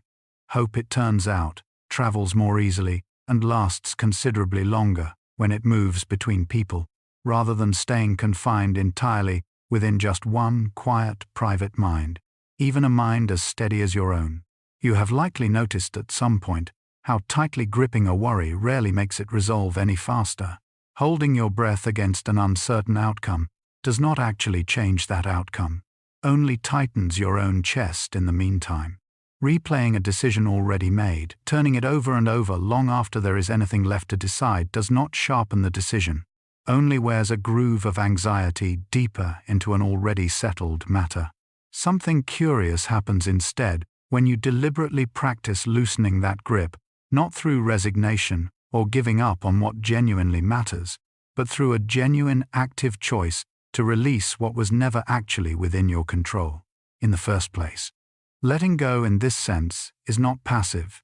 It takes real, deliberate effort, a repeated mental gesture closer to setting something carefully down than dropping it carelessly. Meditation teachers across many traditions describe this practice using different words: surrender, acceptance, non-attachment, yet all of them point toward the same underlying skill, noticing where your grip has tightened unnecessarily, and choosing gently to soften it. This does not mean abandoning genuine effort, where effort actually matters, since plenty of outcomes genuinely do respond to real sustained action. It means recognizing the specific narrower category of things that were never yours to control: an unpredictable weather pattern, another person's private choices, tomorrow's unknown events, and quietly setting those particular worries down tonight, exactly where they belong, freeing both hands and the whole of your tired mind for rest instead. Most anxiety, examined closely, does not actually live in the present moment at all, but rather in a mental rehearsal of the past, or an imagined preview of the future. A mind replaying yesterday's mistake is not truly in yesterday, since yesterday has already ended, but caught in a present moment simulation of it, complete with all the emotional weight of the original event, borrowed and replayed as though it were still happening. A mind bracing for tomorrow's difficult conversation is not actually in tomorrow either, but caught instead in a present moment rehearsal of an event that has not yet occurred and might not even unfold the way imagined. Present moment awareness, the practice at the center of most mindfulness traditions, works by gently redirecting attention back toward what is genuinely happening right now. The actual sensation of breath moving in and out, the actual weight of a body resting against a mattress, the actual sound of a quiet room rather than an imagined future or replayed past. Right now, in this very specific moment, most of what typically fuels anxiety simply is not present. No auditioned mistake actively occurring, no dreaded conversation actively unfolding. Only breath, only weight, only sound. This is not a permanent cure for worry, since past and future both matter and deserve their own honest attention at appropriate times. It is instead a genuinely useful pause, a chance to notice that this particular moment, examined honestly and directly, is very often safer and quieter than the mind's own rehearsals had suggested. Somewhere behind ordinary awareness runs a quiet, near constant narration, a voice describing and interpreting the day almost as it happens. And this ongoing commentary turns out to be one of the primary materials the mind uses to construct a stable sense of identity.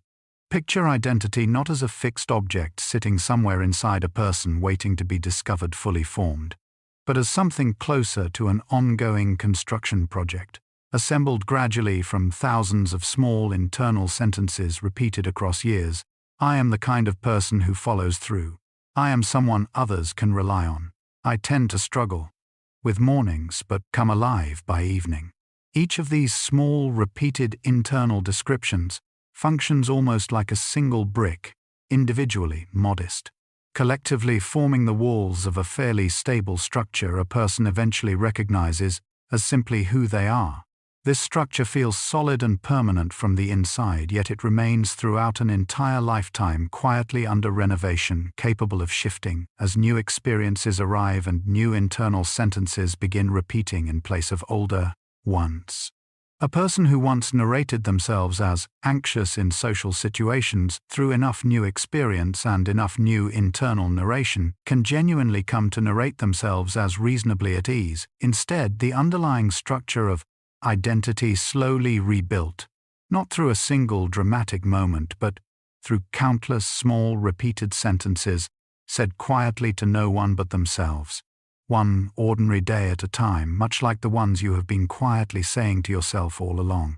Two people make an almost identical mistake at work on the same ordinary afternoon, missing an important deadline through a similar combination of poor planning and simple bad luck.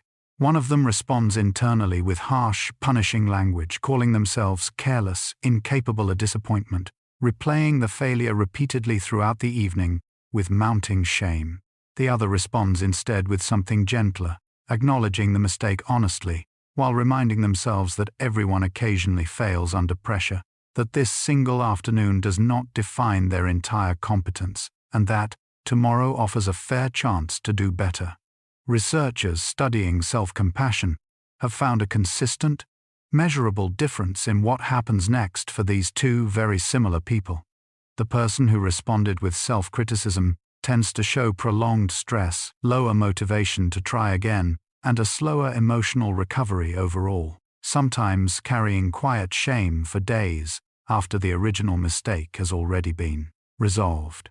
The person who responded with self-compassion tends to recover more quickly, approach the next attempt with steadier confidence, and somewhat counterintuitively, often takes greater responsibility for the mistake rather than less, since self-compassion appears to reduce defensiveness rather than encourage excuse-making.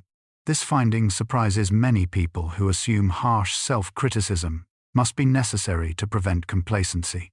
The research suggests something gentler instead, that treating yourself with the same basic kindness you would naturally offer a struggling friend tends to produce faster recovery and better future effort than any amount of internal punishment ever manages to achieve. A kindness worth extending to yourself tonight as well.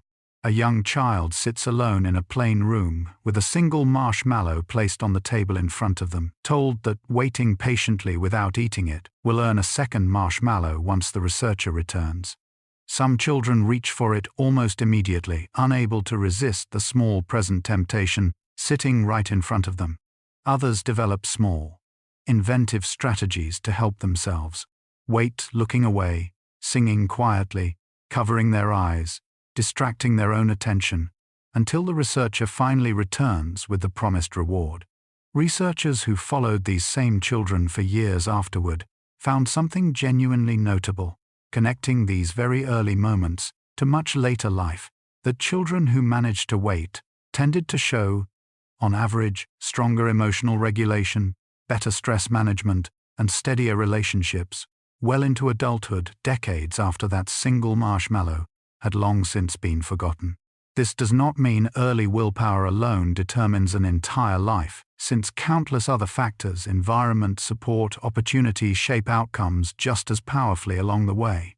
What the finding does suggest, gently and usefully, is that the capacity to sit with discomfort, to notice an urge, and choose not to immediately act on it, is a skill genuinely practiced and strengthened over time, rather than a fixed trait a person either has or lacks. Entirely. You have likely practiced some version of this today already, without a marshmallow anywhere in sight. Simply by choosing patience over impulse, in some small, ordinary moment, you may not have even noticed, quietly building the very same steadiness researchers found worth measuring. A woman carries a grudge against a family member for years, the old hurt resurfacing every time that person's name comes up in conversation, her jaw tightening, her chest constricting slightly each time without her fully noticing it happening.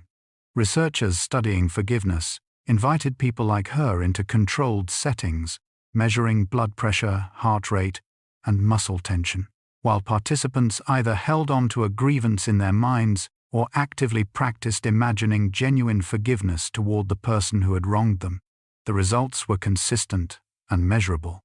Participants who engaged in genuine forgiveness, even briefly during these sessions, showed lower blood pressure, reduced muscle tension, and calmer heart rates, compared to when the same participants held on to resentment during a separate comparable session. This does not mean forgiveness requires excusing genuine harm or reconciling with someone who remains actively dangerous, since forgiveness in this research context describes an internal release of ongoing resentment, rather than any particular external action or reconciliation. The body, it seems, treats an old grudge much like an unresolved threat, quietly maintaining a low simmer of physiological alertness for as long as the resentment is actively carried. Releasing that grudge, even imperfectly, even gradually, appears to signal the body that the threat has finally passed, allowing blood pressure and muscle tension to ease in ways a person can feel directly, sometimes within minutes of genuinely letting an old hurt go. Carrying resentment, this research quietly suggests, may cost the body considerably more than most people ever realize. A particular song from adolescence plays unexpectedly in a grocery store, and for a brief moment, an entire forgotten summer seems to rush back all at once, warm and vivid and strangely close. A specific smell, perhaps a certain kind of soap or a dish, cooked the way a grandmother once made it, arrives without warning and carries an entire childhood kitchen along with it. A photograph, rediscovered by accident while searching for something else entirely, pulls an old friendship gently back into present awareness, complete with its particular warmth and its particular ease. Psychologists once viewed nostalgia with suspicion, treating it as a kind of unhealthy dwelling on a past that could never be recovered. More recent research paints a considerably warmer picture.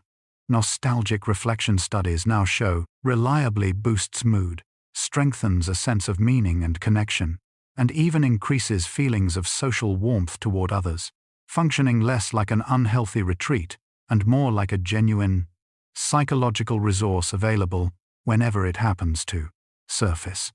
Nostalgia works, researchers suggest.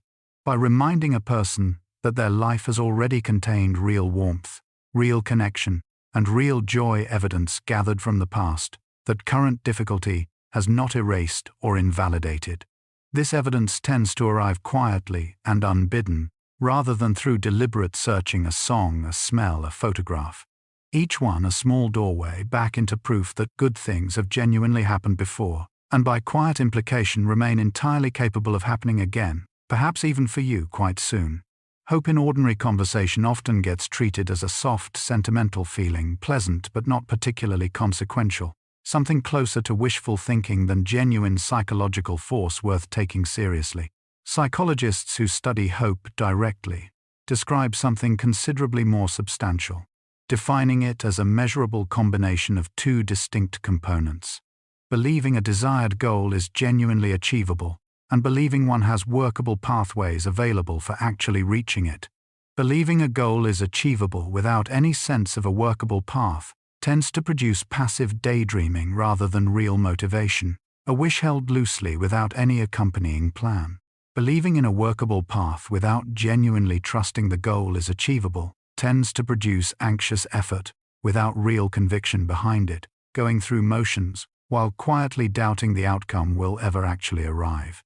Genuine hope, researchers have found, requires both pieces together, and when both are present, hope functions as a remarkably reliable predictor of real behavior, correlating with greater persistence through setbacks, more creative problem-solving when the original plan fails, and higher rates of actually following through on stated goals compared to people scoring lower on standardized measures of hope. This research reframes hope from a passive emotional state into something closer to an active psychological skill, one that can be deliberately strengthened by clarifying a goal honestly and identifying at least one concrete workable step toward reaching it, transforming a vague wish into something considerably closer to a genuine functioning plan. One you are entirely capable of building for yourself. Imagine being handed 2 cups of coffee, told one is an expensive, carefully sourced blend and the other an ordinary, cheap variety, when in reality both cups were poured from the very same pot. Poured from the very same pot, they nonetheless tend to taste noticeably different to you. Since researchers running experiments exactly like this one have found that people consistently rate the coffee labeled expensive as richer, smoother, and more enjoyable than the identical coffee labeled cheap. Enjoyable is not simply a matter of politeness or imagination here either, since brain scans taken during similar taste experiments show measurable differences in activity within regions associated with pleasure and reward, depending entirely on what a person was told before tasting rather than on anything different about the substance itself. Your expectation, in other words, does not simply color your opinion afterward. It appears to genuinely shape the sensory experience itself in real time, as the taste is actually happening on your tongue. This same effect shows up with wine described as smoother when believed to be expensive, and with medication working somewhat better when a patient trusts strongly in its effectiveness beforehand. None of this means expectation alone can transform poor quality into genuine excellence, since real differences in quality still matter enormously and remain detectable under fair, controlled comparison. It simply means that what you expect to experience quietly travels along with you into the experience itself, subtly shaping even something as immediate and physical as a single sip of ordinary coffee. A brisk walk around the block taken during a genuinely difficult afternoon often leaves a person feeling noticeably steadier by the time they return home, even though nothing about the actual problem waiting for them has changed in the combat. Meantime, a short run pushed through, despite low initial motivation, frequently produces a lingering sense of calm and clarity that persists well after the physical effort itself has ended. A dedicated yoga session, even a brief one, tends to leave participants reporting improved mood and reduced anxiety in study after study, an effect researchers can measure using both self-reported surveys and objective blood tests. These varied physical activities, different in form but similar in underlying effect, all trigger a strikingly similar cascade of brain chemistry, releasing endorphins, serotonin, and dopamine, the very same neurochemical family involved in the anticipatory reward system. Discussed earlier, in connection with visualization and goal setting. Exercise in this sense produces many of the same internal chemical shifts that optimistic, hopeful thinking produces: calmer mood, sharper focus, a steadier sense that things are on balance, going to be all right. This overlap helps explain why physical movement so reliably improves mental state even when a person begins that movement feeling genuinely low, since the body appears capable of manufacturing some of the same beneficial chemistry that hopeful thought alone sometimes struggles to summon on a particularly difficult day, offering a physical shortcut toward a mental state. Words. Willpower cannot always reach on their own one worth. Remembering the next time getting up feels harder than it should. There is a small, often overlooked gap that exists between a stressful moment arriving and your reaction to it, a gap lasting only a fraction of a second in most people, yet one that psychologists have found can genuinely be widened through deliberate, repeated practice. In that gap, before habitual reaction takes over, sits a narrow but real window for choice, an opportunity to respond thoughtfully rather than react automatically, though most people rush straight through it without ever consciously noticing it exists at all.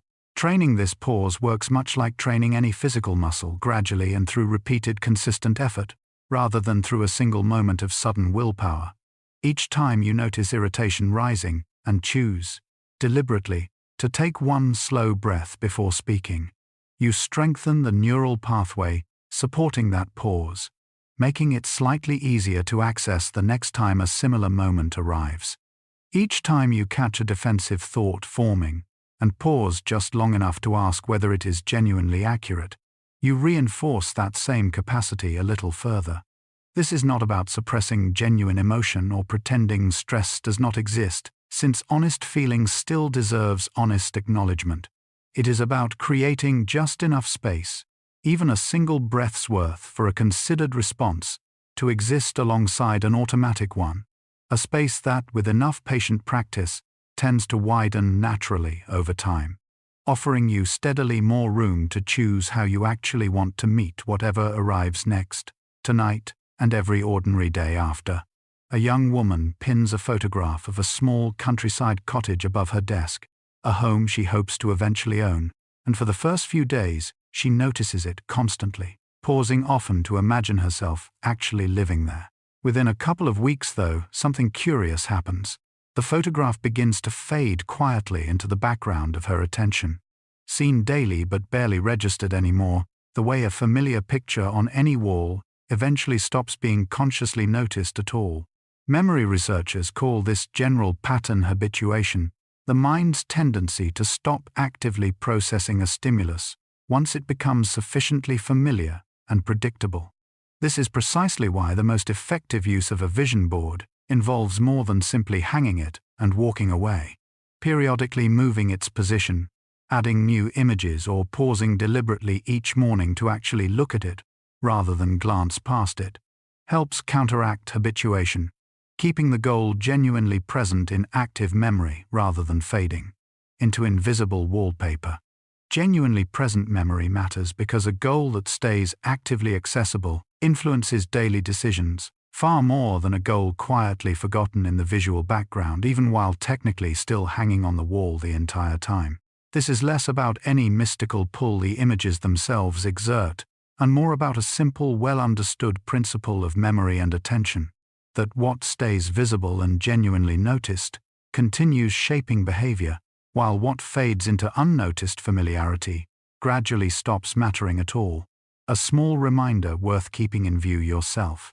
Writing by hand at the end of a day, even for just a few unhurried minutes, appears to help the mind organize a day's scattered impressions into something calmer and more coherent than they existed, as while simply floating loose in awareness. Loose, unorganized thoughts, left entirely unexamined, tend to circle repeatedly without resolution. The same worry or half-formed idea surfacing again and again throughout an evening, without ever quite settling into anything clear. The physical act of writing, forces a kind of sequencing that pure thinking rarely achieves on its own, since a sentence can only unfold one word at a time, requiring the scattered impressions of an entire day to be sorted, prioritized, and expressed in some kind of coherent order simply to reach the page at all. This sequencing appears to offer real psychological benefit beyond simple distraction. Studies on expressive writing have found that people who write briefly about their day's events and feelings report lower stress and improved mood afterward, compared to people who spend the same few minutes simply thinking without writing anything down.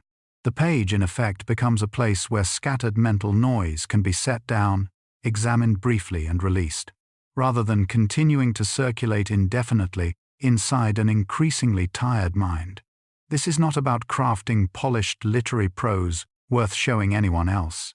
Even a few honest, unpolished sentences, written quickly and without much editing, appear to offer the mind enough structure to finally exhale and settle toward rest, ready to hand the rest of the night over to sleep. A grey, overcast morning tends to leave many people feeling slightly heavier, slightly less motivated, without any obvious reason they could easily name, if asked directly. A bright, sunlit morning tends to produce something close to the opposite, a small, almost involuntary lift in energy and optimism that arrives before any conscious thought about the day has even fully formed. A string of short, dark winter days, common in regions far from the equator, correlates with measurably higher rates of low mood and fatigue across large populations, a pattern well documented enough that it has earned its own clinical name among researchers. Studying seasonal mood changes. Sunlight exposure influences mood partly through its effect on serotonin production, a neurochemical closely tied to feelings of well-being, and partly through its role in regulating the body's internal clock, the finely tuned biological rhythm governing sleep, alertness, and hormone release across each 24-hour cycle. People rarely credit weather directly when explaining a flat or heavy mood, reaching instead for more personal explanations: a stressful week, an unresolved worry, a difficult conversation replayed too many times. Weather, quietly and often invisibly, may be contributing its own share regardless of whatever more personal story gets told about the day. This is not a reason to blame every low mood entirely on cloud cover, since plenty of genuine causes exist too. It simply means the sky overhead carries more quiet influence over an ordinary day than most people ever pause to fully consider, worth remembering the next time a grey morning feels heavier than it should. Watching a stranger help someone struggling to carry heavy bags up a flight of stairs tends to produce a small, genuine warmth in your own chest, even though you were not the one carrying anything at all. Simply imagining a similarly kind scene, picturing yourself helping someone in a similar way, even if it has not actually happened, tends to activate several of the very same brain regions that light up during the real witnessed version of that same kindness. Reading a brief, honest story about someone showing unexpected compassion toward a struggling neighbor tends to produce a similar warm response too, a small tightening behind the eyes, a genuine softening somewhere in the chest, even though the story exists only on a page. Researchers studying empathy have found this overlap consistently, that the brain does not draw a particularly sharp line between witnessing kindness, directly imagining it vividly, and hearing about it through a well-told story activating overlapping networks involved in emotional resonance and social connection across all three situations. This helps explain why a kind story told well can genuinely move a listener, and why deliberately imagining yourself acting with compassion toward someone difficult can measurably soften how you actually feel toward them afterward. Kindness, it turns out, does not need to be directly experienced firsthand to leave a real physical trace. Simply turning your attention toward it in memory, in imagination, or in a quiet story told before sleep appears to be enough to leave something genuinely warmer behind. A basketball player bounces the ball exactly the same number of times before every single free throw, a small, unvarying sequence repeated so consistently it has become almost invisible to the player performing it. A performer touches the same small object backstage before walking out in front of an audience every single time. A quiet habit carried through years of different venues and different crowds. A student reads the same short passage from a favorite book before every important exam, not because the passage contains any special information relevant to the test, but because the familiar ritual itself offers something valuable, regardless of content. Researchers studying ritual behavior have found that these small, repeated sequences genuinely reduce measurable anxiety before high-pressure moments, even when participants openly acknowledge the ritual holds no literal causal power over the actual outcome ahead.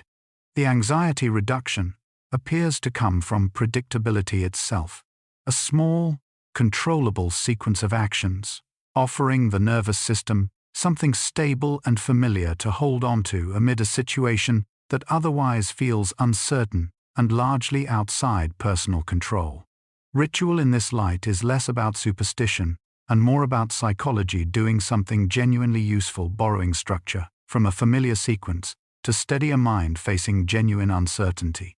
This is worth remembering the next time an old familiar bedtime routine feels worth keeping, since the comfort it offers is not imagined at all, but a real, measurable steadying the mind has quietly come to depend on the same steadying you may be feeling right now.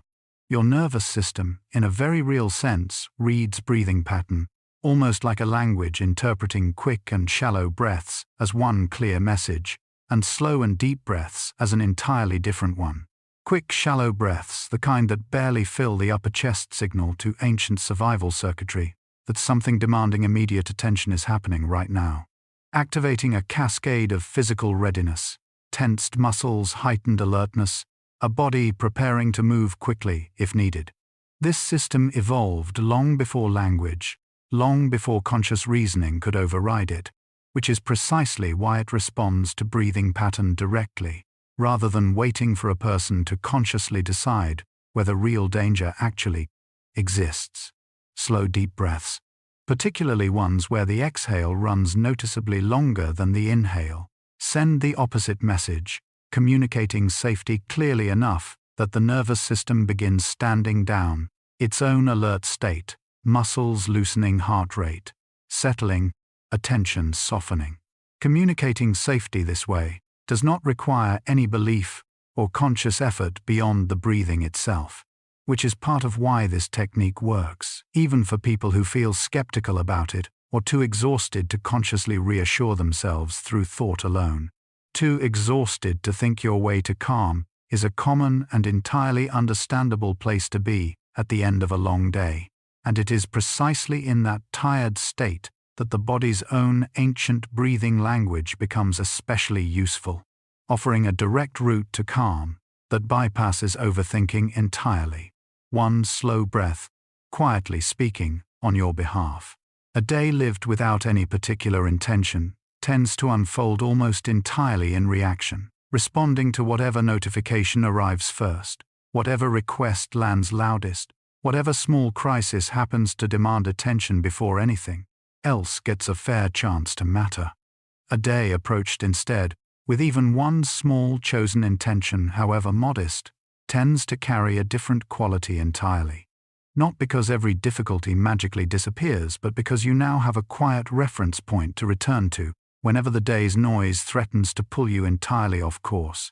You might not achieve that intention perfectly, and most days genuinely will not go exactly as planned, but simply having chosen one gives you something an entirely reactive day never offers. A felt sense of authorship rather than mere passenger status inside your own hours. This distinction matters more than it might initially seem to, since research on well-being consistently finds that people who feel a genuine sense of agency over their days report higher satisfaction than people who feel their days simply happen to them regardless of any particular choice. None of this requires an elaborate morning ritual or a perfectly optimized schedule. It can be as simple as deciding before the day fully begins what quality you most want to bring into it: patience, curiosity, generosity, calm, and then quietly checking back with that choice whenever you notice the day starting to drift. A small compass chosen deliberately tends to matter more than most people expect, quietly shaping the shape of an entire day from somewhere just beneath its surface. A group of participants in one well-known study read a short list of words that included terms associated with old age words, like wrinkled, forgetful, and retired, scattered casually among a longer, unrelated list they were told to simply memorize. After finishing the task and leaving the room, these same participants were secretly timed walking down a hallway, and researchers found they walked measurably slower than a comparison group who had read a list containing no age-related words at all. A separate group of participants, briefly exposed to words associated with rudeness before a scheduled conversation interrupted a waiting researcher more quickly and more frequently than participants exposed instead to words associated with politeness beforehand.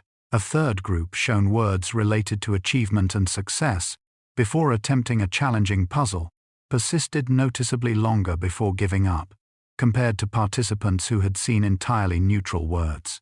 This effect, researchers call it priming, reveals something genuinely striking about how the mind works beneath conscious awareness that a single word or concept, encountered only briefly and often without any conscious memory of having seen it at all, can measurably shift behavior in the minutes that immediately follow.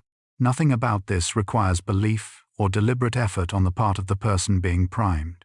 It happens quietly, automatically, well beneath the threshold of conscious decision-making. A small reminder of just how permeable the boundary really is between what a mind briefly encounters and what that same mind goes on to actually do next. Uncertainty examined closely sits at the root of a great deal of everyday stress, since a mind facing an unknown outcome must devote real mental energy to constantly monitoring, predicting, and preparing for possibilities that may never even actually occur at all. Routine works directly against this exhausting monitoring by removing large portions of a day from the category of unknown altogether. A person who eats breakfast at roughly the same time each morning follows a familiar commute and winds down each evening through a similar sequence of small actions has already resolved countless small decisions before they ever need conscious attention, freeing that attention for whatever genuine uncertainty the day happens to bring instead. This is why routine, especially during periods of genuine upheaval, grief, illness, or major life transition, so often becomes something people instinctively reach for. Not out of rigidity, but because a familiar, predictable structure offers the nervous system something solid to hold on to amid everything else that currently feels uncertain. Children notably tend to thrive on consistent routine for precisely this reason, since a predictable bedtime, a familiar sequence of small evening rituals, communicates safety more effectively than words alone ever could. Adults benefit from this same mechanism, even if it gets described using more sophisticated language, calling it structure, consistency, or simply a good routine, rather than admitting how much comfort a familiar, predictable sequence genuinely provides to a nervous system that at its core has never stopped, quietly craving safety and rest. Yours included. Watching someone else reach for a cup of tea activates certain neurons in your own brain, almost as though you were reaching for that cup yourself. A quiet neural echo, researchers discovered somewhat by accident while studying entirely different behavior in the brains of primates. Watching a dancer move gracefully across a stage activates similar motor regions in an audience member's brain, even while that audience member sits perfectly still in their seat. Muscles, quiet imagination, doing the moving instead. Watching someone wince after stubbing a toe activates regions associated with pain processing in the observer's own brain too, a small involuntary flinch of shared discomfort passing between two people who never actually touched at all. These neurons, named mirror neurons, for the way they seem to reflect observed action back into the observer's own neural activity, appear to form part of the biological foundation underlying empathy learning through observation and the strange, familiar sense of connection people feel while watching another person move, struggle, or succeed. This mirroring likely helped ancient humans learn complex skills simply by observing skilled elders absorbing technique before ever attempting it firsthand themselves. It likely still helps modern humans connect with a character in a story, feeling a stranger's fictional joy or fictional sorrow as something surprisingly close to genuinely their own. Your own brain, listening to this story right now, may be doing some version of this very same quiet, borrowing warmth from every gentle scene described so far tonight, very much included.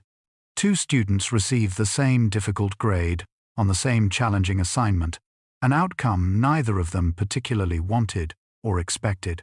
One student interprets the grade as proof of a fixed, unchangeable limitation, concluding privately that they are simply not the kind of person capable of succeeding at this particular subject, and quietly begins avoiding it whenever possible.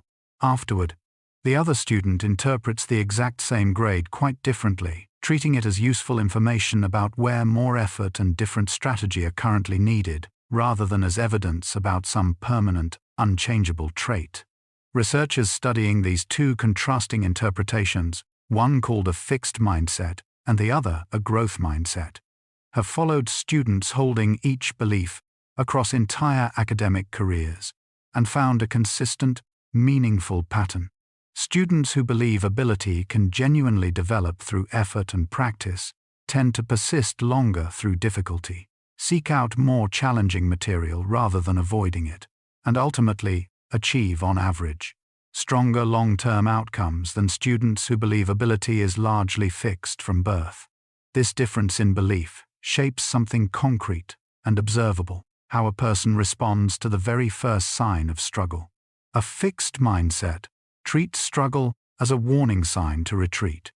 A growth mindset treats the very same struggle as simply part of the process expected and survivable, evidence that real learning is currently underway, rather than evidence that learning has somehow already failed. Whatever struggle you happen to be carrying tonight, it may be worth quietly asking which of these two stories your own mind has been telling about it. Deep sleep, the heaviest and most difficult stage to wake someone from, turns out to be doing far more than simply resting a tired body throughout the night. Resting a tired body is happening, certainly, but deep inside a sleeping brain, something considerably more active is also underway. A careful process of sorting through the day's countless experiences and deciding which ones deserve to be woven permanently into long-term memory. Long-term memory formation relies heavily on this nightly sorting process, since experiences absorbed during a busy waking day arrive scattered and unorganized, requiring sleep's quieter hours to properly consolidate them into stable, retrievable form. Stable, retrievable memory does not happen automatically the moment an experience occurs. It requires this additional overnight processing, during which the brain appears to replay fragments of the day's events, strengthening certain neural connections, while allowing others deemed less significant to naturally fade. Naturally fade is, in fact, an important and often overlooked part of healthy memory function, since a mind unable to forget anything at all would quickly become overwhelmed by sheer accumulated volume. This is part of why a full night of quality sleep so reliably improves learning and recall the following day, since skipping or shortening this consolidation process leaves the brain working with a less organized, less durable version of whatever was learned or experienced during those waking hours. Tonight's sleep, whenever it finally arrives, will already be quietly beginning this same careful work, sorting today's small moments into whatever quiet shape tomorrow's memory will eventually hold. A person who habitually describes their own life using words like disaster, failure, and impossible tends to find those exact same words waiting nearby whenever memory gets searched later, since language itself functions as a kind of index the mind uses to locate and retrieve stored experience. A person who instead habitually describes their own life using words like challenging, workable, and manageable tends to find a noticeably different set of memories surfacing, more readily experiences that were once framed using gentler, more capable language, becoming easier to access, again, under that same gentler framing. Memory, researchers have found, is not a simple neutral recording faithfully preserved in some untouched original form. It is reconstructed each time it is recalled, shaped partly by the emotional and linguistic framing present both at the moment of the original experience and at each subsequent moment of remembering it. This means the specific words habitually chosen to describe daily life are not merely cosmetic, a superficial style layered over otherwise fixed and unchangeable memories. They function instead as active ingredients in how memory itself gets built and later retrieved, subtly determining which details a person tends to remember first, and in what emotional tone those details tend to arrive. Choosing gentler, more accurate language to describe an ordinary difficult day, calling it hard rather than catastrophic, workable rather than hopeless, may genuinely shape which version of that day eventually settles into lasting memory, including whichever version of today you carry with you into sleep tonight. A brief evening reflection, even one lasting only a few unhurried minutes, appears to help the mind close the day in a way that scrolling distraction or simply drifting off mid-thought rarely manages to do nearly as effectively. Pausing to quietly ask yourself what actually happened today, without judgment or elaborate analysis, gives the mind a genuine opportunity to sort through scattered impressions before sleep, rather than carrying them forward, unresolved, into the night. You might notice doing this that most of what felt urgent only hours earlier already feels considerably smaller by evening. An email that seemed pressing at noon rarely still feels quite so pressing once the day has fully settled around it. You might also notice something worth genuinely appreciating: a small kindness received, a task finally completed, a quiet moment that passed almost unnoticed while it was actually happening. This kind of reflection works partly because it interrupts the momentum of an unexamined day, offering a deliberate pause where the mind can consciously choose what to carry forward, and, just as importantly, what to gently set down before sleep, rather than dragging the whole cluttered weight of it forward into tomorrow unexamined. A nurse finishing a genuinely difficult shift reminds herself quietly on the drive home that tomorrow holds the real possibility of an easier day, and something in her shoulders visibly loosens the moment she allows herself to believe it. A father, exhausted after a long stretch of sleepless nights with a newborn, tells himself gently that this particular season will not last forever, that easier nights are genuinely coming, even if he cannot yet say exactly when. A student discouraged after a disappointing exam result reminds herself that one difficult test does not determine an entire future, that tomorrow offers a fair, fresh chance to try again with renewed clarity. None of these people know with absolute certainty that tomorrow will actually be easier, since genuine certainty about the future is rarely available to anyone at all. What they are practicing instead is something gentler and in its own quiet way more useful, a deliberate trust extended toward a future that has not yet arrived, offered, not because the outcome is guaranteed, but because carrying that trust makes tonight itself measurably easier to bear. This trust is not naive or careless. It is a considered, deliberate choice, chosen precisely because the alternative, assuming tomorrow will surely be just as hard, offers no comfort and no benefit whatsoever in the meantime. Trusting a calmer tomorrow, even without proof, is simply a kind way of getting through tonight. An act of gentleness you are just as free to offer yourself as any one of them offered themselves that same quiet evening. Everything this story has touched on tonight, the neurons, the hormones, the quiet rituals, the small habits, repeated one evening at a time, all of it eventually arrives at the very same simple physical truth, waiting quietly underneath every other explanation offered so far. Your breath, more than almost anything else available to you right now, remains entirely within your own control, requiring no belief, no special skill, no particular circumstance to be already in place before it can help. Slowing it down on purpose, even just slightly, even just for the next few unhurried breaths, sends your nervous system the clearest, most direct signal available that this particular moment is safe enough to finally let go within. Your heart rate will follow that signal. Your muscles will follow it too, loosening in small sequential waves that often begin somewhere around the jaw and shoulders before spreading gradually further outward. None of this requires understanding every mechanism explained so far. The vagus nerve, the cortisol, The ancient survival circuitry, inherited from distant ancestors, facing very different dangers than the ones filling an ordinary modern day.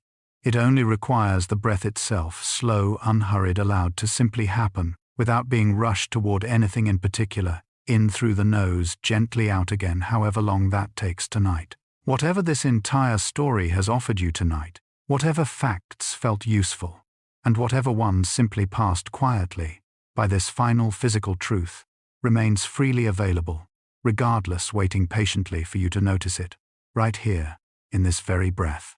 You do not need to finish thinking anything tonight. You do not need to arrive at a conclusion, solve a lingering question, or tie up any loose thread before you are allowed to rest. Letting your thoughts soften now, right where they are, unfinished and imperfect, is itself a quiet act of care, one you are fully allowed to give yourself. You have carried a great deal today, seen things, said things, felt things, held together through whatever the day happened to bring. None of that needs to be resolved before sleep is permitted to arrive. A thought does not need a neat ending to be set down for the night.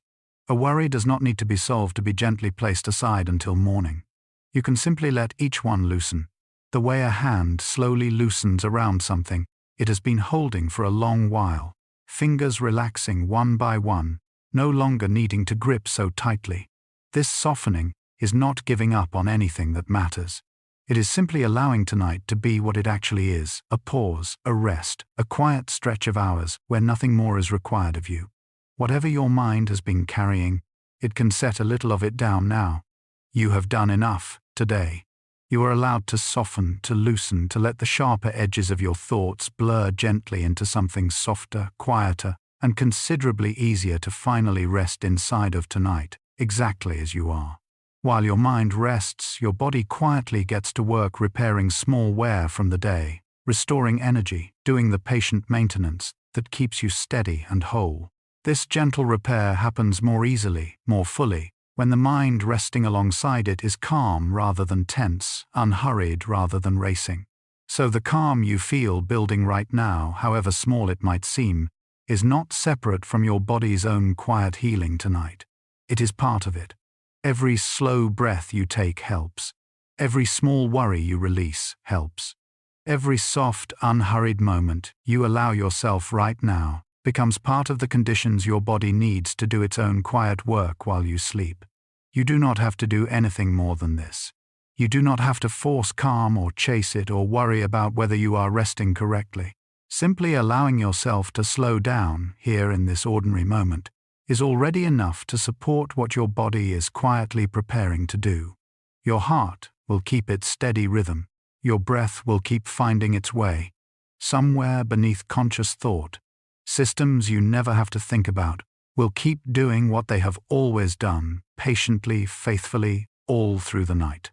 All you need to offer them is this: a little softness, a little quiet, a mind willing to rest alongside a body that has already begun its own gentle nightly work of care, without needing you to do anything more than simply let it.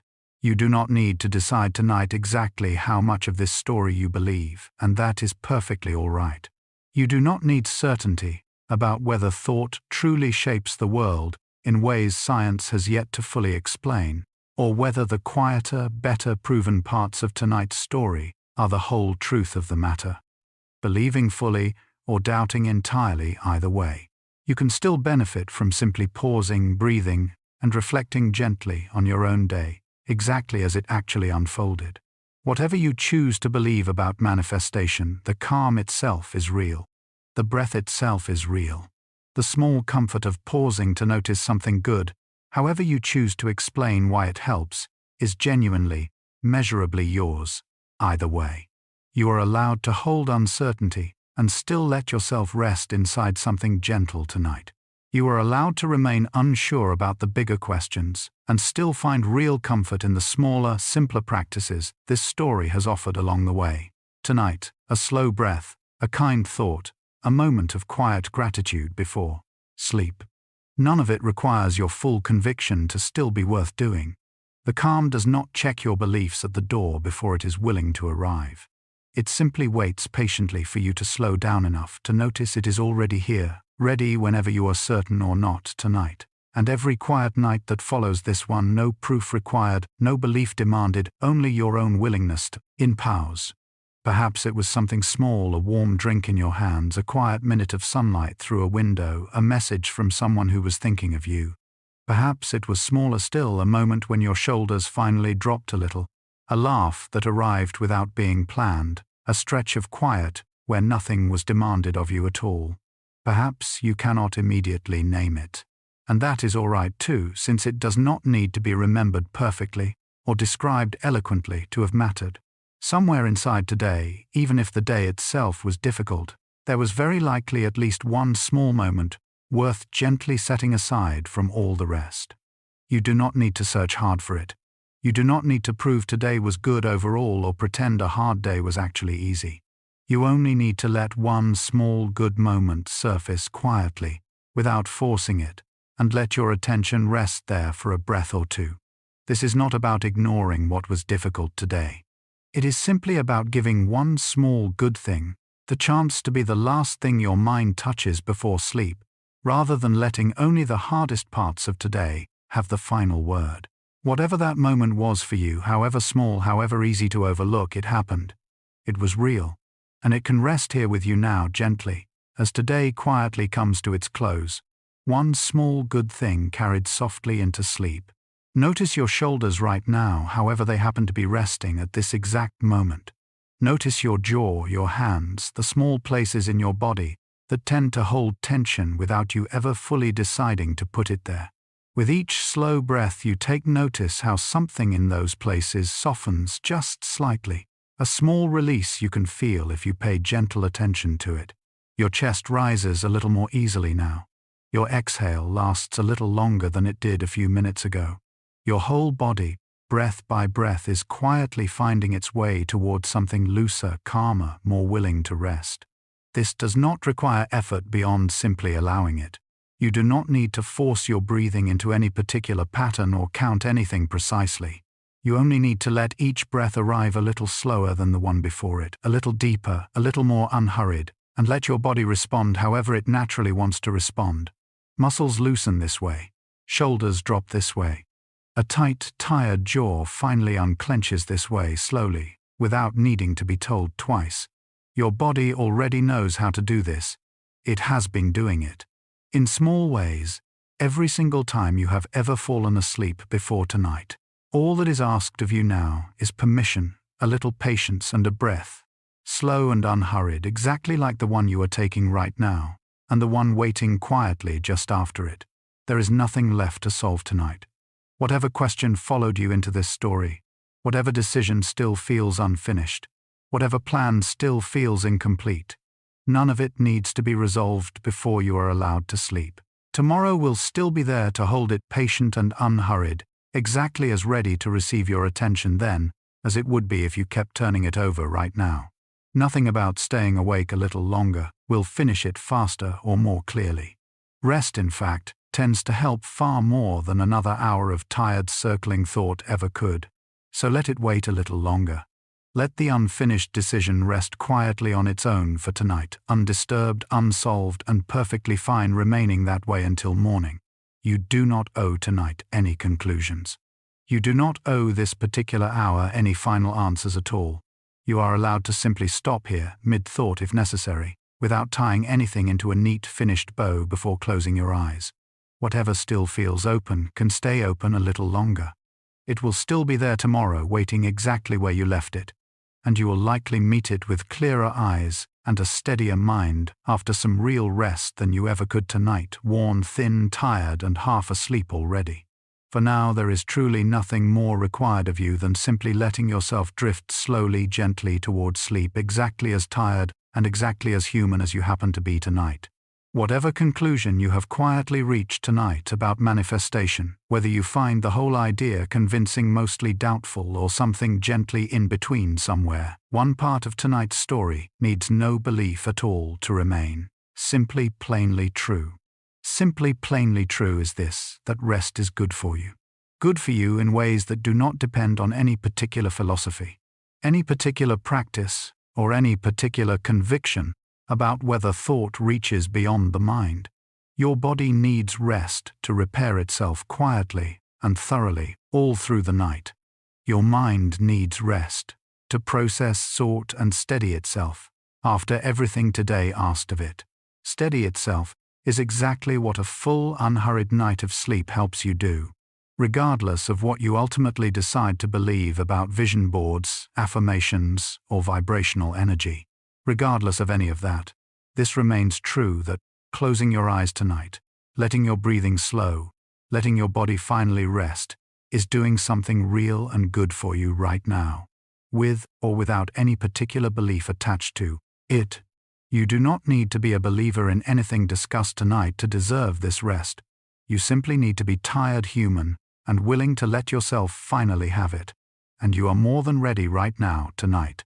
So whatever else you carry forward from tonight's story, carry this instead.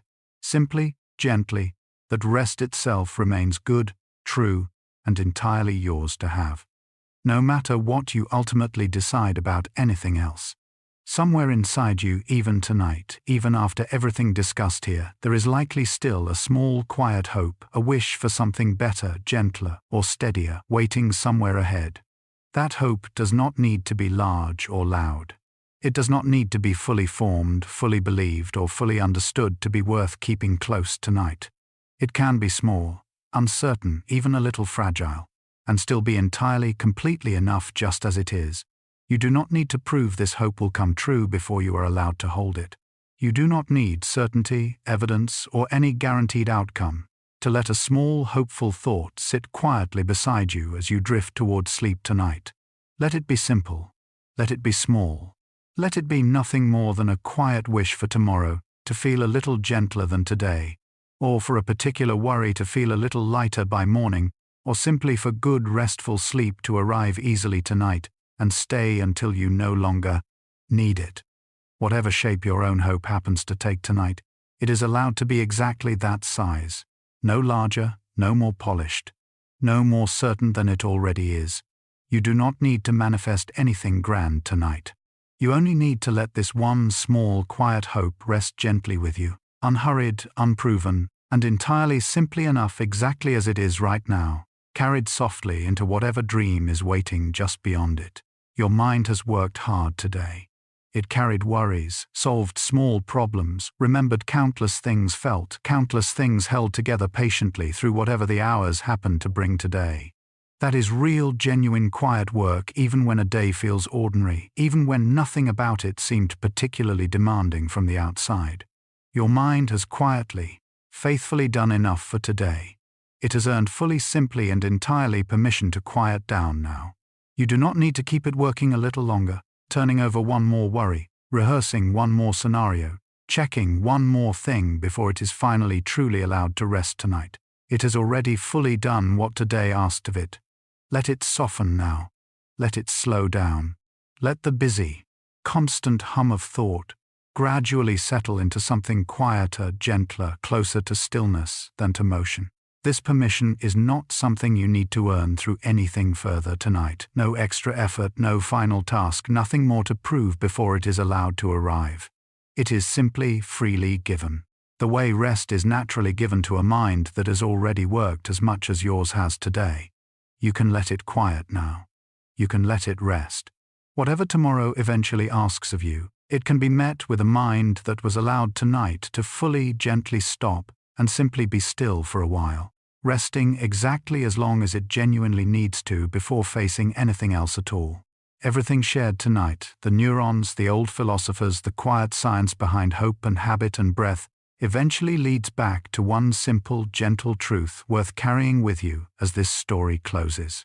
Resting well tonight is its own quiet, real form of self-care, needing no further justification, no manifestation, no belief, and no proof of any kind to be worth doing fully, gently, and completely tonight.